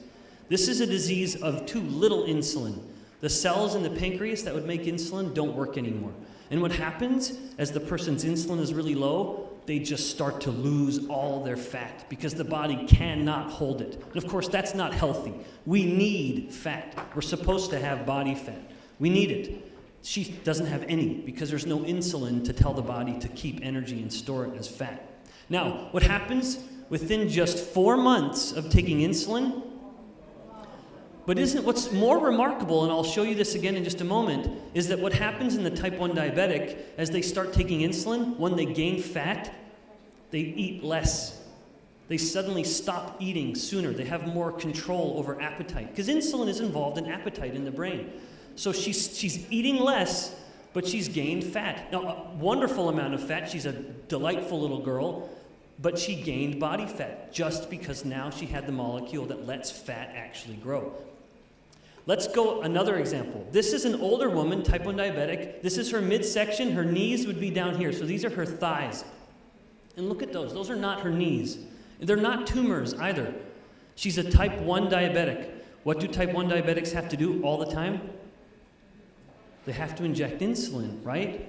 And we tell type 1 diabetics to do what when they inject insulin? We tell them to rotate their injection sites, right? They might do it on the legs, on their rear, on their arms, anywhere. But they rotate it, do you know why? To prevent that from happening. These are fat pads. She's been injecting her insulin only in her thighs for her whole life, and so that has made those fat cells get all of the insulin, and so they got all of the size effect of the insulin. Now that seems kind of bad, right? But she could hide that easily enough. Mind you, if she started injecting other places, that would start to go down again, because that's unnatural. Insulin's driving that fat growth. But look at this guy in the UK. This was called, in the New England Journal of Medicine, they called this belly bottom syndrome, because of course his belly looks like a different body part. So he had been injecting his insulin only in this part, around his abdomen. And look what it did. That much insulin in that one little spot drives fat cell growth. Again, I'm trying to convey to you the idea that insulin, and because insulin resistance is a state of too much insulin, that's driving fat growth. Now, this has all been type 1 diabetes, but let's look at the far more common around the whole world, certainly the Middle East, type 2 diabetes. This is a study that took type 2 diabetics from month 0, and they had just been assigned insulin therapy. And so they followed them through month 6. Now, let me just take a moment. Stop looking at that for just a sec. Insulin therapy, the physician will usually prescribe insulin therapy to the type 2 diabetic when the patient's own insulin, despite being higher than normal, They're so insulin resistant, they can't make any more insulin, and what starts happening to their blood glucose? It starts to climb. And so the physician, looking at type 2 diabetes as a glucose problem, will say, well, we'll just give you more insulin. And so now the type 2 diabetic starts taking insulin, higher than it ever should have gone normally. But it's enough to bring back glucose, right? Does that make sense? And so if the type 2 diabetic, the glucose levels are climbing, they will be given insulin as a therapy, which is terrible. I'll show you that in more detail with heart disease. I could go into statistics with cancers, into statistics with dementia. When you start giving the type 2 diabetic insulin, you're speeding them to their grave. I can't make that clear enough. We kill the patient faster by giving the type 2 diabetic insulin. And I very supporting data on that claim. So here, what happens? Month 0 to month 6, what do we see happening? So first of all, what's happening to their insulin dose? Do you remember what did I say was a common cause of insulin resistance, the most relevant one? Insulin itself. And so you see here, this is a person already with high levels of insulin. Now we start giving them more. And then what happens from month 1 to 3, month 3 to 6? They need more and more insulin. And that's because that increased amount of insulin is just causing more and more insulin resistance. Just like how an alcoholic, not relevant in Kuwait, but you can appreciate the analogy. If a person wants to get drunk and have that buzz, they need to drink more alcohol. And then they need more alcohol. Or someone who's abusing drugs, they need more of the drug to get that same feeling, whatever that high, whatever that sensation may be. The same thing is happening here. In order to get the same effect from the insulin, they need to take more and more and more. Now, what's happening to their body weight? This is in kilos, which for a Canadian and in Kuwait, we all talk metric here. So with kilos, what's happening? They gain about 10 kilograms of body fat in 6 months, which is typical. The average type 2 diabetic who begins insulin therapy will gain from around 8 to 12 kilos within around 6 months. But most importantly, they're gaining fat, and you'd think, well, they must be eating more. But what's actually happening to the amount of food they're eating? It's going down. Can you see this general trend? It's going down. So by 6 months, it's about 300 calories fewer per day than it was at the beginning. And yet they weigh 20 pounds fatter than before. It's because insulin is telling the body, any food you take in, store it as fat. And so they try to eat less. They see their waist getting bigger, and they say, I just need to eat a little less. But it doesn't work because the insulin's driving the fat growth. It would just be depriving energy from other tissues. Okay, that's body fat. Heart disease, there's so much I could talk about. And heart disease has already been mentioned repeatedly just this evening. I won't go into much detail. I will simply say this. If you have a patient who you've diagnosed with heart disease, and it could be any of these things, atherosclerosis, hypercholesterolemia, as already mentioned, coagulation, the blood clotting excessively, all of these things are linked to insulin resistance. I know there was a famous physician, endocrinologist, who said if you have a patient with, and he was a physician, just like you, not a scientist, not a boring scientist in the lab. He said if you have a patient with heart disease and you haven't diagnosed them with insulin resistance, you just haven't diagnosed them yet. In other words, all instances of heart disease almost always have at their origin insulin resistance. So when Dr. Dan showed you that wheel of death, if you will, the non-communicable disease death in Kuwait and Middle East, heart disease was the big one. Do you remember that? And diabetes was small. It's because people don't die from the diabetes complication. Oh, they die from its complications, not from diabetes. And so really, you can take the diabetes part, you can take the heart disease part, and both of those you could have just said insulin resistance, because that's the heart of heart disease. That's at the heart of it, the center of it, is insulin resistance.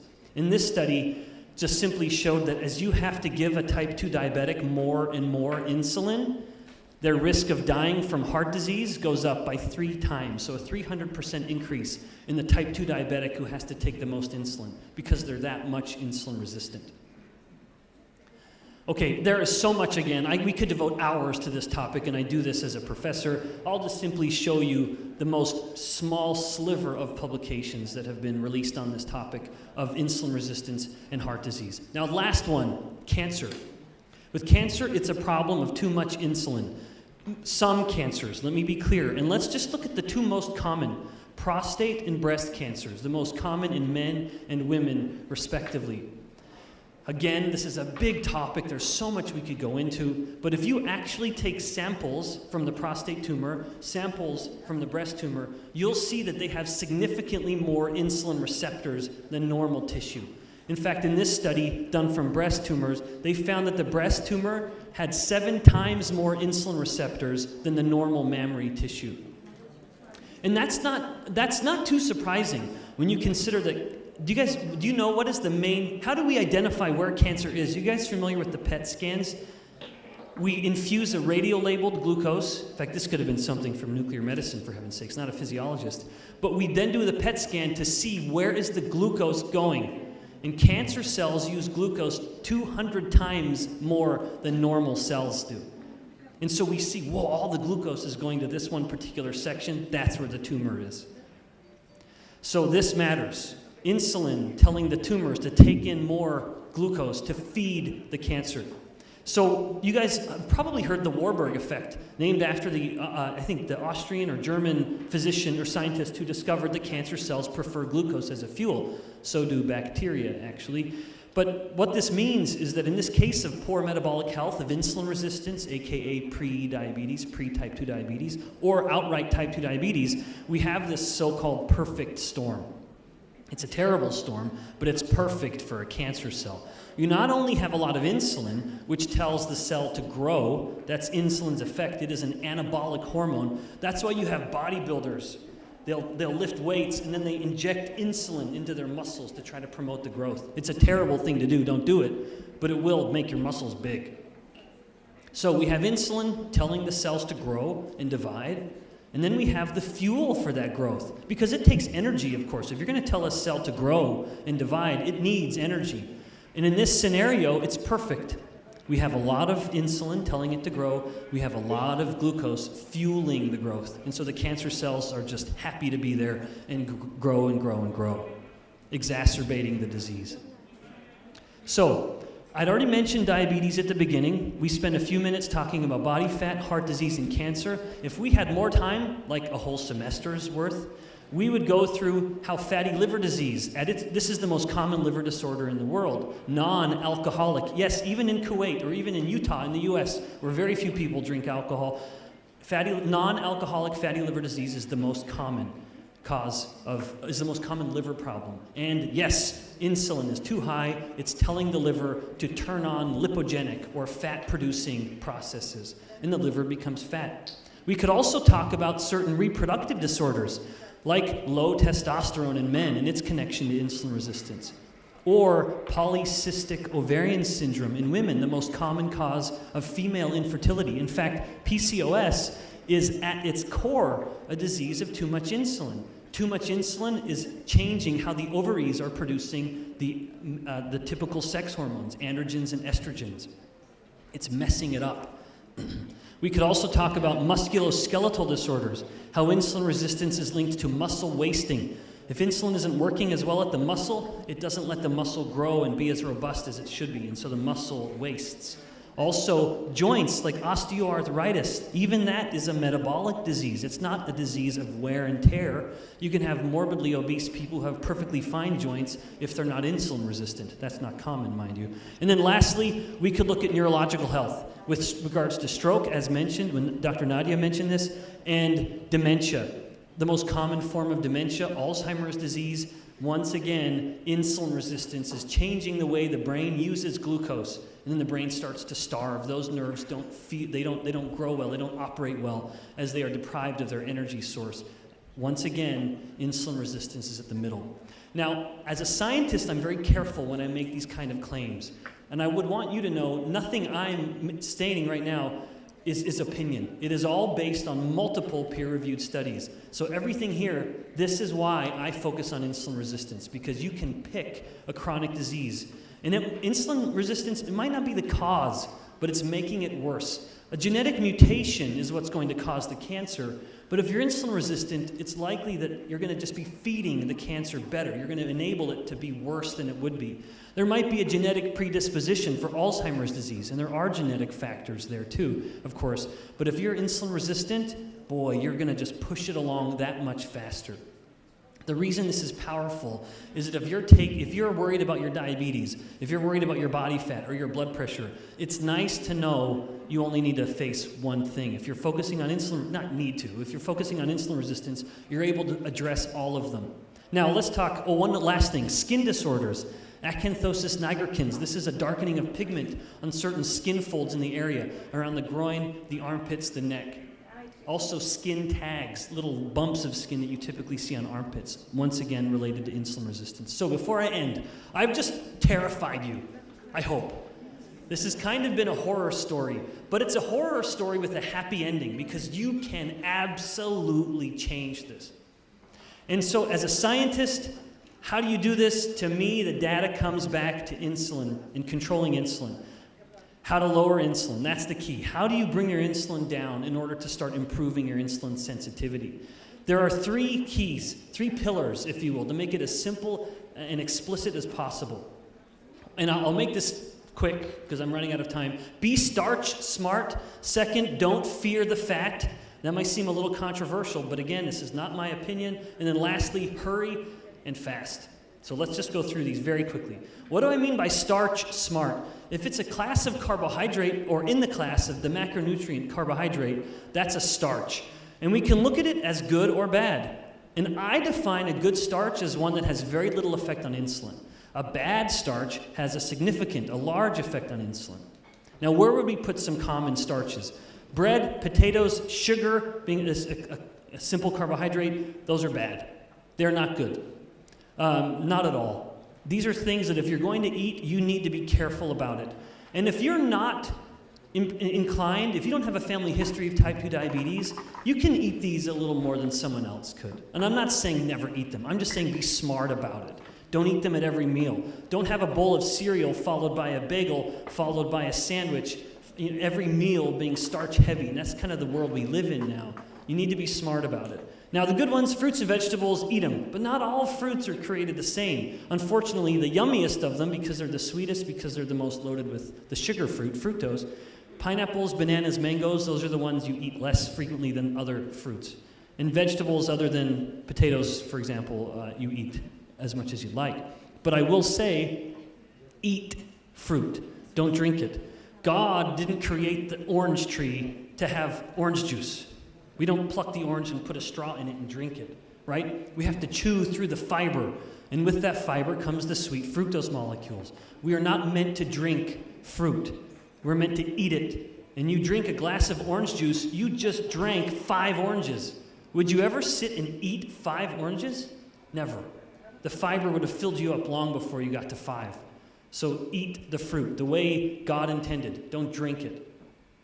And don't let your kids drink it. We sometimes as parents, and I'm a dad, I know what this is like. We want our kids to be happy. Sometimes we just want them to shut their mouths. And so we give them something yummy.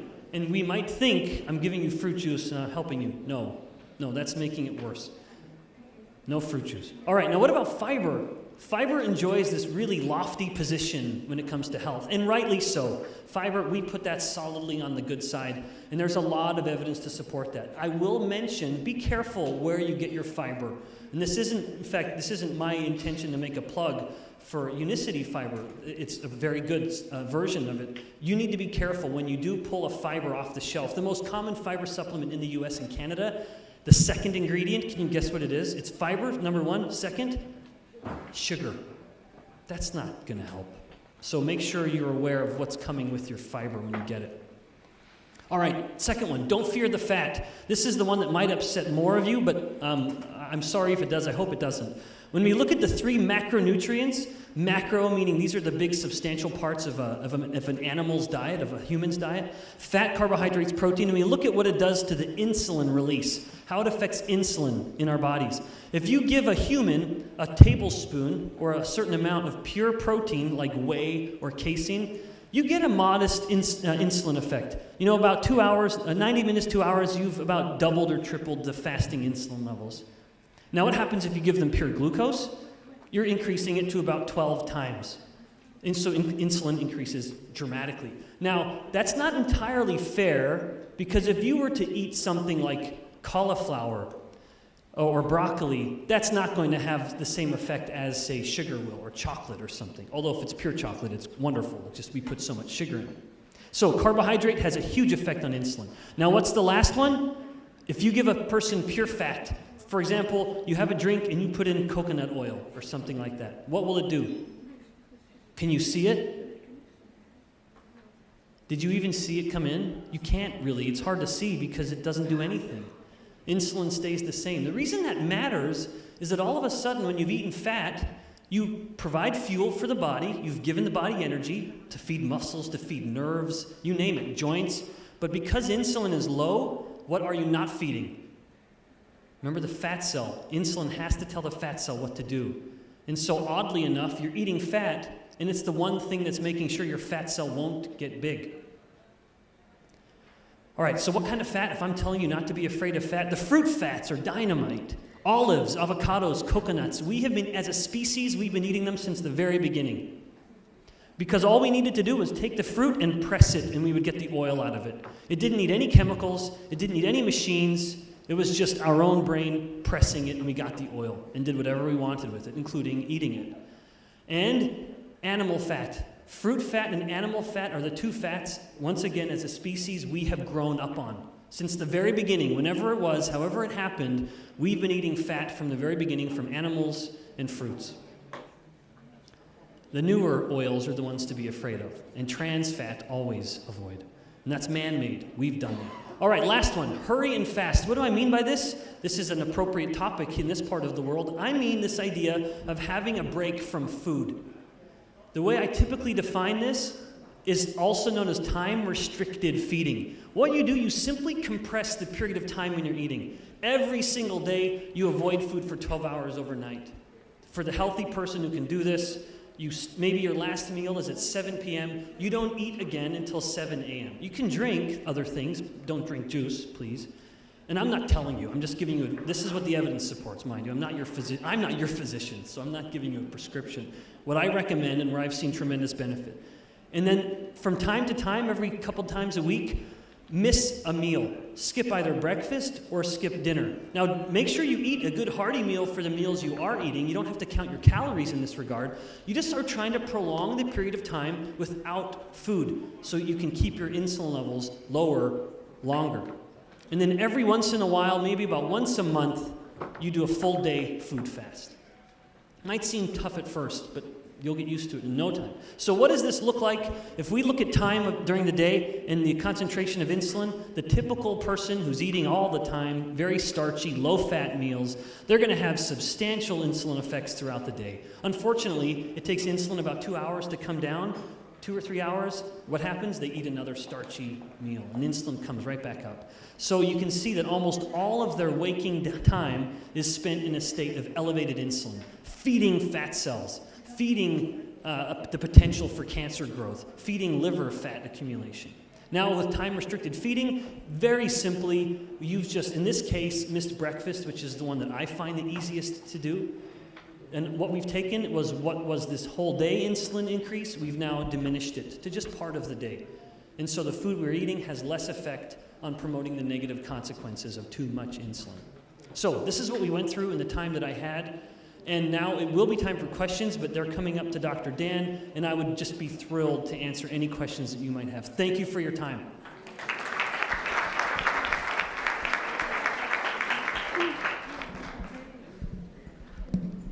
Thank you, Dr. Ben, for this interesting facts and statistics, and for this great information that we have that he's shared with us. And فقرة جدا رائعة صراحة، معلومات جدا شيقة. في البداية كان قاعد يقول لما وصل الكويت عن الجو، قال دير بالكم لا ينفحكم هواء بس تغطوا عدل. انزين، الحين عندنا فقرة الأسئلة مع دكتور دان قبلر، وبعدها راح يكون عندنا إن شاء الله البوفيه السناك. فبعد ما نخلص حياكم بالقاعة الثانية. فقرة الأسئلة مع الدكتور دان، الأسئلة اللي طبعا كتبتوها واللي عنده أي استفسار هذه راح تكون الفقرة الأخيرة. أي استفسار أي سؤال كتبتوه راح يجاوب عليه. So welcome Dr. Dan again. Welcome back again for the questions and answering the questions. I'm gonna sit here. Yeah. Yes.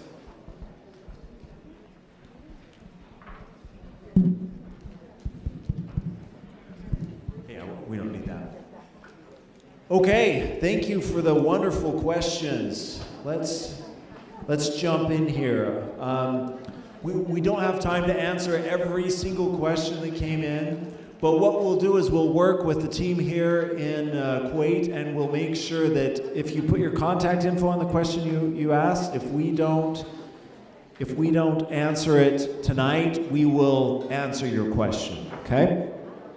First question, what type of clinical trials are you performing on your products and the number of patients involved in your studies? So what types of clinical studies do we do? It all depends on what we're trying to find. We have clinical studies going on right now where we're looking, like for omega-3, where we're studying major depressive disorder. We have clinical studies going on where we're trying to study happiness by taking psychological studies and doing fMRI studies.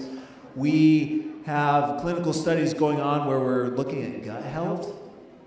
Other studies where we're looking at cognitive function. So it depends on what we're doing. Now, the number of patients involved in our studies, that depends too on the method that we're using. In some clinical studies, we can get away with using 20, 30, 40 individuals. Some other studies that we've done, we're conducting a study right now where we have 3,000 people that we're analyzing. So it just depends on what we're doing. But again, unicity equals clinical studies, validation. We validate all the products that we do. This was an interesting question. Is Unicity's first aim health or economic aim, or both of them? The motto of our company is make life better, and we make life better through maintaining metabolic health. We are a metabolic health company. That's who we are. That's what we do. We are a human health company. One of the benefits, though, when you join us and you use our products to help change people's lives, it's a benefit to you and to those people who sell our products as well. So it's a win-win situation for us. But first and foremost, metabolic health company, science-based company.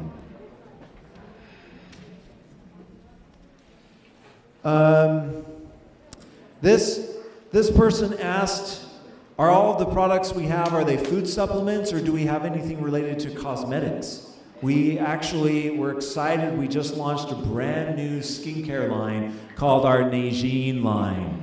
That is a line focused on our genome-ceutical technology. I didn't talk about that too much, but it's basically a technology where we have discovered certain molecules can interact and maintain health of the genes, the chemical switches in the body that turn on and off all the processes of the body. We've developed a novel technology that we've conducted 4 clinical studies so far on this new skincare line with phenomenal results in hyperpigmentation, whitening, skin luminosity, skin elasticity, and several other factors.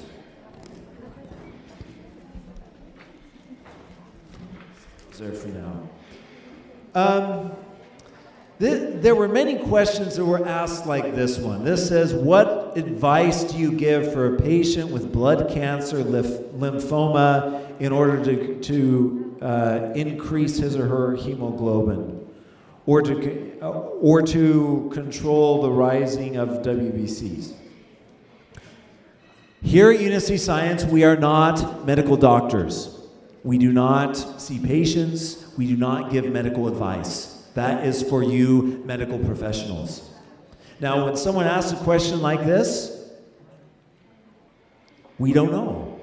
Because it depends on the person. It depends on their situation. It depends on their background. It depends on their medication. It depends on a lot of different variables, all of which we at Unicity Science know nothing about. So our products help to maintain metabolic health, and we use the best ingredients on the planet. But as to who should take those and when they should take those with pre-existing medical conditions, that's for you guys, the medical doctor, to decide. Our stance is anyone with a pre-existing medical condition should consult with their doctor.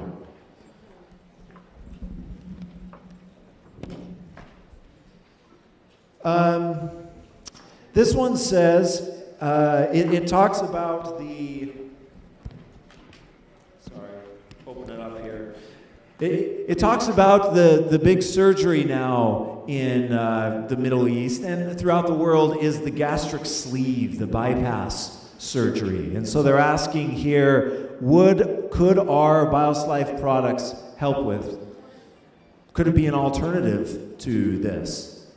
And the answer is, yeah, gastric sleeve procedures are very popular right now, but if you look at those, I was reading a study from the New England Journal of Medicine a couple months ago where they show that people who have these gastric sleeve, gastric bypass surgeries, they lose weight, but after 2, 3, 4, 5 years, they put that weight back on and they even gain more. So they have to have something else done.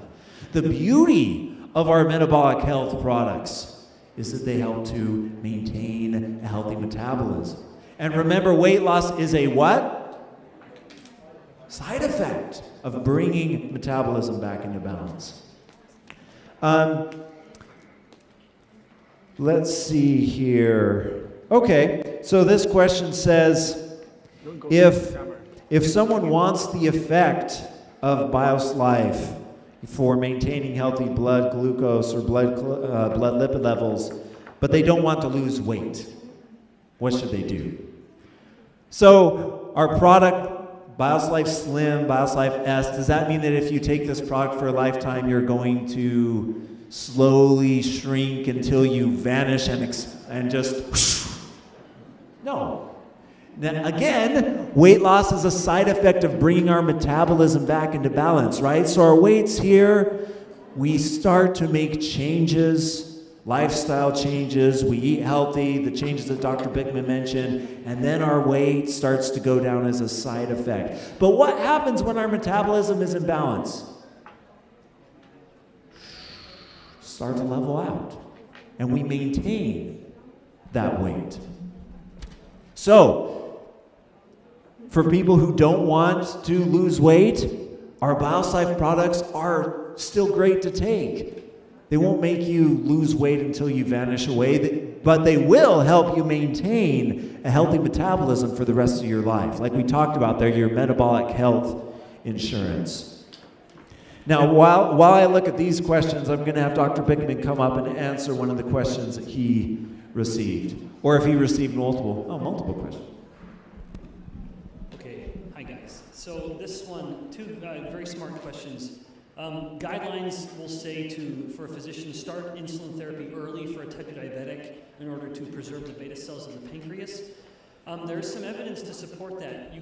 Beta cell population in the type 2 diabetic, it will climb, and then it will come back down. It never goes away. It never gets to the level of type 1 diabetes. But there's some evidence to show that if you start injecting insulin, the beta cells don't wear out quite as quickly, and so they can stick around more.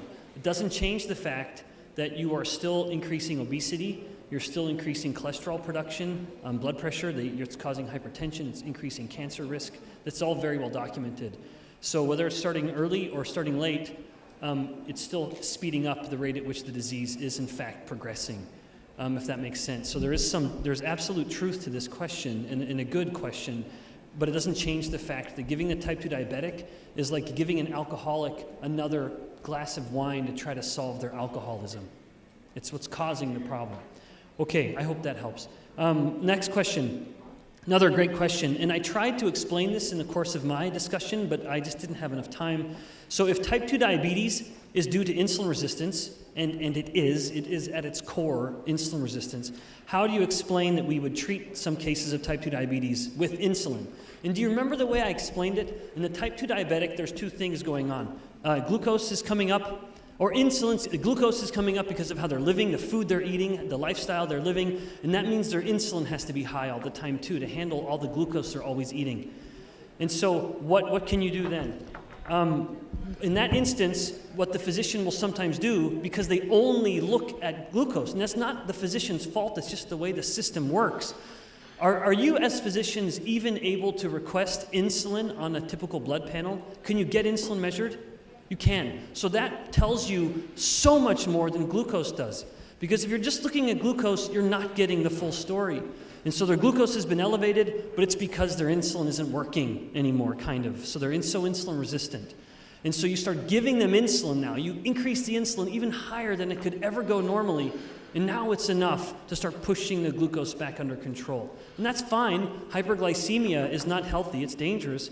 But hyperinsulinemia is what's causing all the chronic diseases, not the hyperglycemia. Hyperglycemia can kill you through non-ketotic coma, which is separate. So so how do you lower insulin, glucose? The person asks, how do you then lower glucose if they're not responding to oral therapy like metformin, for example? You just simply lower the amount of glucose they're eating, which was that one concept I mentioned, be starch smart. Number one, just lower how much glucose is coming in to their body, and that will lower the glucose, and that will bring the insulin down. And that happens within 24 hours. If you take an insulin-treated type 2 diabetic, their insulin resistance got so bad that the physician gave them insulin to lower their glucose. If you start to restrict their carbohydrates, just the starches and sugars, within 24 hours, the amount of insulin they have to take normally goes down by half. And within a few weeks, they usually get off insulin entirely for type 2 diabetes, not type 1. Okay, third question, last one for me. Don't bring any more up, just for the sake of time. Dan, because I don't want to take any more time from me. You've explained to us that fasting helps keep insulin down. What about the general advice given about eating frequent snacks every 2 to 3 hours to help increase our metabolism? Now, my PhD is bioenergetics, which is the study of energy in biological systems. In other words, metabolism. So when people say increase your metabolism, I don't know what that means. I know what you're saying, but as a scientist, it's actually not a valid way of asking it. Now, this person has actually beautiful penmanship, so this is quite lovely to read. So it helps increase your metabolism. So these are conflicting ideas. Yes, if you eat a meal, your metabolic rate will spike, no doubt. That's called the thermic effect of food. You eat something, yep, it goes up. Now, it goes up a lot higher when you eat something like meat, mind you, than eating something like a bagel or a piece of bread. But it doesn't change the fact, yes, eating will increase your metabolic rate. But it has to, because you've just eaten a lot more calories. And so the net effect, the balance of taking in the calories versus using calories to just digest the food, you always end up net positive. Does that make sense? Does that make sense? So you say, well, I'm going to eat to increase my metabolism. No, because you're never going to use everything you've eaten. Does that make sense? I hope it does. And at the end of the day, if insulin isn't increased, you won't store the energy. You'll simply use it. And so speaking of a particularly effective strategy, it's to eat food that helps keep your insulin in control, and that same kind of food is increasing your metabolic rate, but not feeding your fat cells. And so your fat cells are the one part of the body that's not being fed if you're keeping insulin in control. So the idea of frequent snacking, that is a wonderful way to become diabetic. I mean it. You need to have periods, and I'm not saying starve, be smart about it.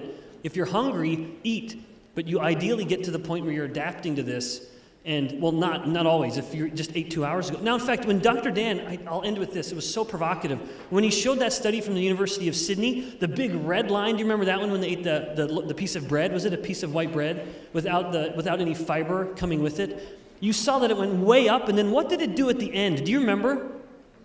Around 120 minutes, it went down. It went low. That's called the postprandial hypoglycemia. So hypoglycemia following a meal, and it can happen if you're pre-diabetic. That will especially happen if you're pre-diabetic. You eat something very starchy, like a bagel or something. What's the most common starchy food here? Rice. Perfect. White rice. You eat white rice. That's exactly what's happening. And the more pre-diabetic you are, the worse that is. And so about 2 hours, you might feel sick because you are, in fact, a little hypoglycemic. And because your body is so used to eating nothing but starch, any person's, I'm not saying you, mine, anyone's, You can wean yourself off of that and become more fat adapted, which is what happens when insulin goes low. But if insulin is high, you are using glucose as your fuel. And you have that little period of time where you're a little hypoglycemic. It's not clinical. You're not going to die. You're not going to go into a coma, but you're going to feel angry and hungry and cranky. And then what do? You eat another bowl of rice, or eat a Snickers, a candy bar, or drink a soda. And yep, that does it. Boom. You feel better because you're so addicted to glucose, it brings the glucose back up. But once again, you go through the postprandial hypoglycemia. And the best way to avoid that is don't bump it up so high. And you'll notice in that same group where they controlled, they were taking that supplement, the fiber, to mitigate the amount of glucose coming in, they didn't have that. It didn't drop below normal before it ever started. I've said enough, I think. Okay, thank you.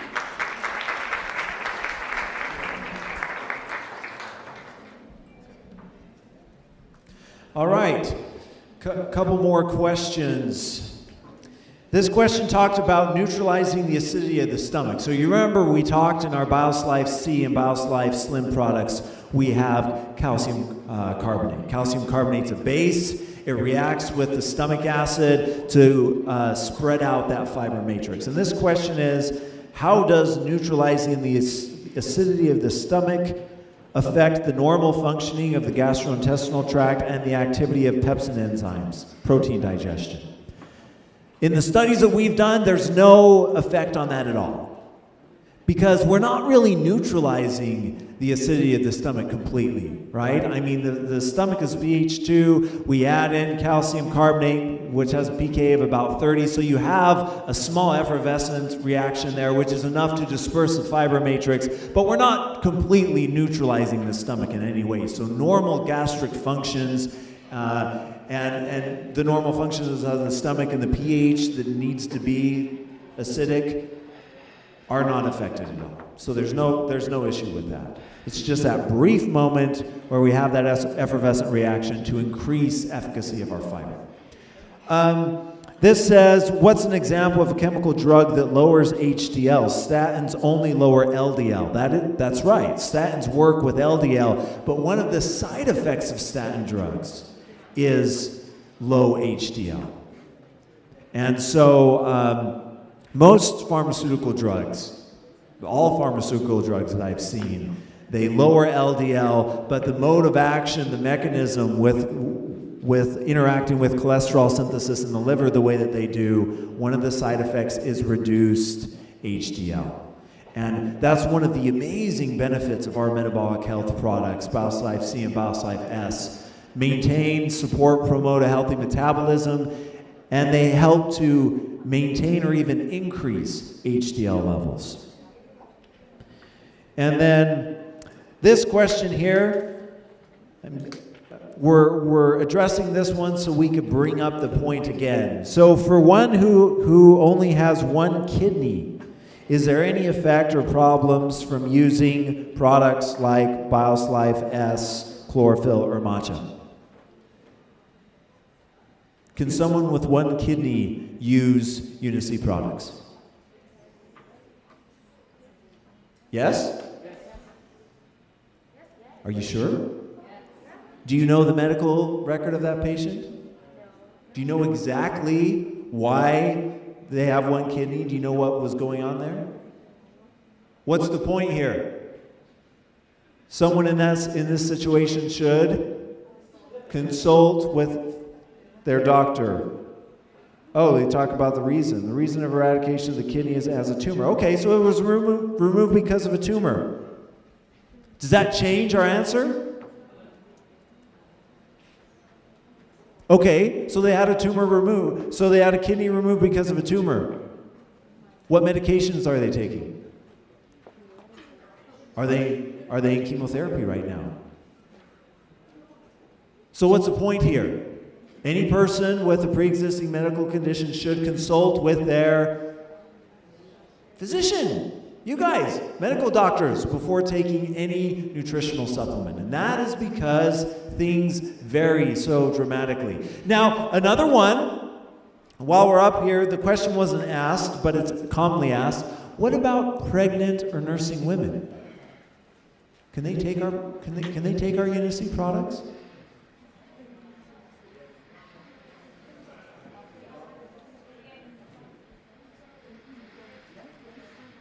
consult your physician. They should be fine. Now, you look at our products, B vitamins, minerals, chromium, zinc, potassium, right? These are all great metabolic ingredients. But the physiology of a woman's body changes so dramatically when pregnant and nursing, and it changes dramatically from pregnancy to pregnancy. So the best thing is for that person to consult with their physician.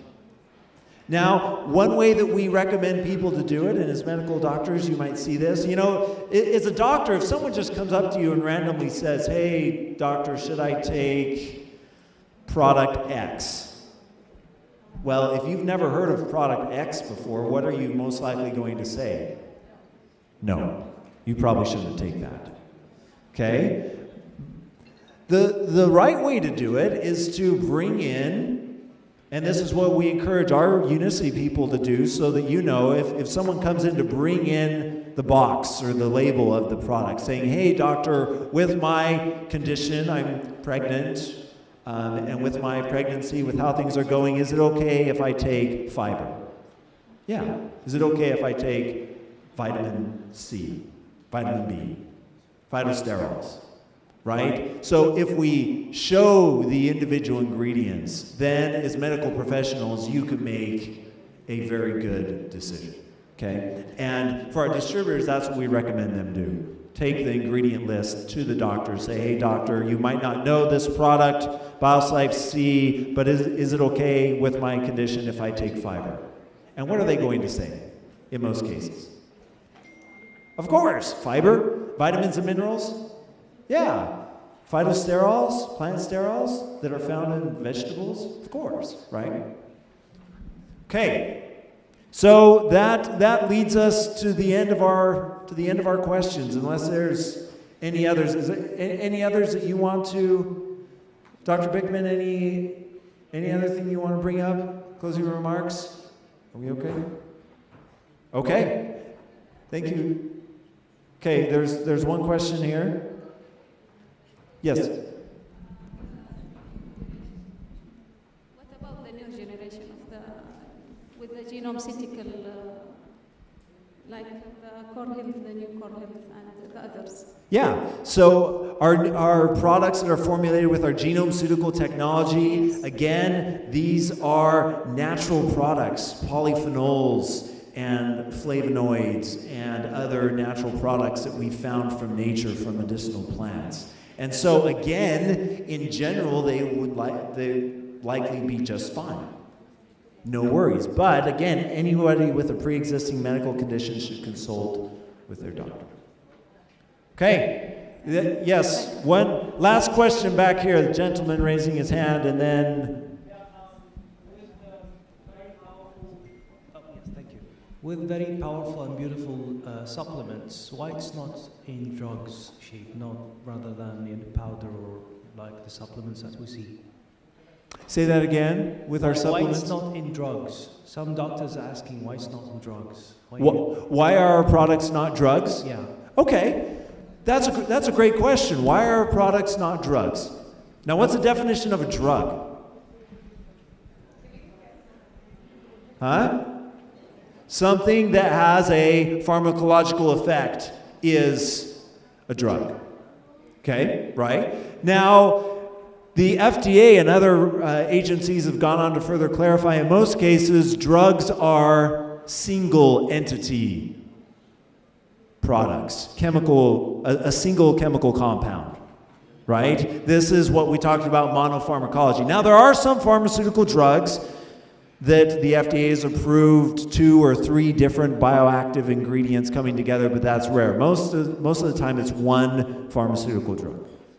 Okay? Now, our products have, as I've shown you tonight, they do have a pharmacological effect. They help to maintain a healthy metabolism.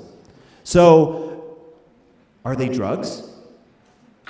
These are not registered as drugs. There's a couple reasons why we don't do that. We don't do that because we're afraid of running clinical studies. We run clinical studies on our products. We run ADMET studies. We run phase 1, phase 2 clinical studies on our products. The major reason why we choose not to go the route of registering our products as pharmaceuticals is we like the channel that we're in. Meaning we like the fact that everybody on this planet can have access to our products. They don't have to go and find some medical doctor to write them a prescription. Everybody has the right to maintain a healthy metabolism. And we are passionate about that. So we love this model that we use to have these registered as human metabolic health products, genome-ceutical products, but available to everybody, so everybody can get these. Because our mission and our intent here at Unicity is to change the lives of everybody on the planet, to make life better, to help improve, support, and maintain metabolic health. And so that's why we choose not to move down a drug registration, pharmaceutical type route, but to have these products available to everybody. Okay? Thank you so much.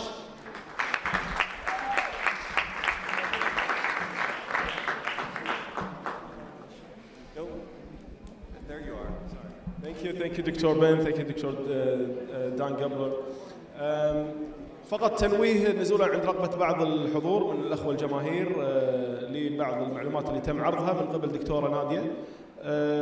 تنويه فقط أو توضيح. حياك دكتورة. Assalamu alaikum.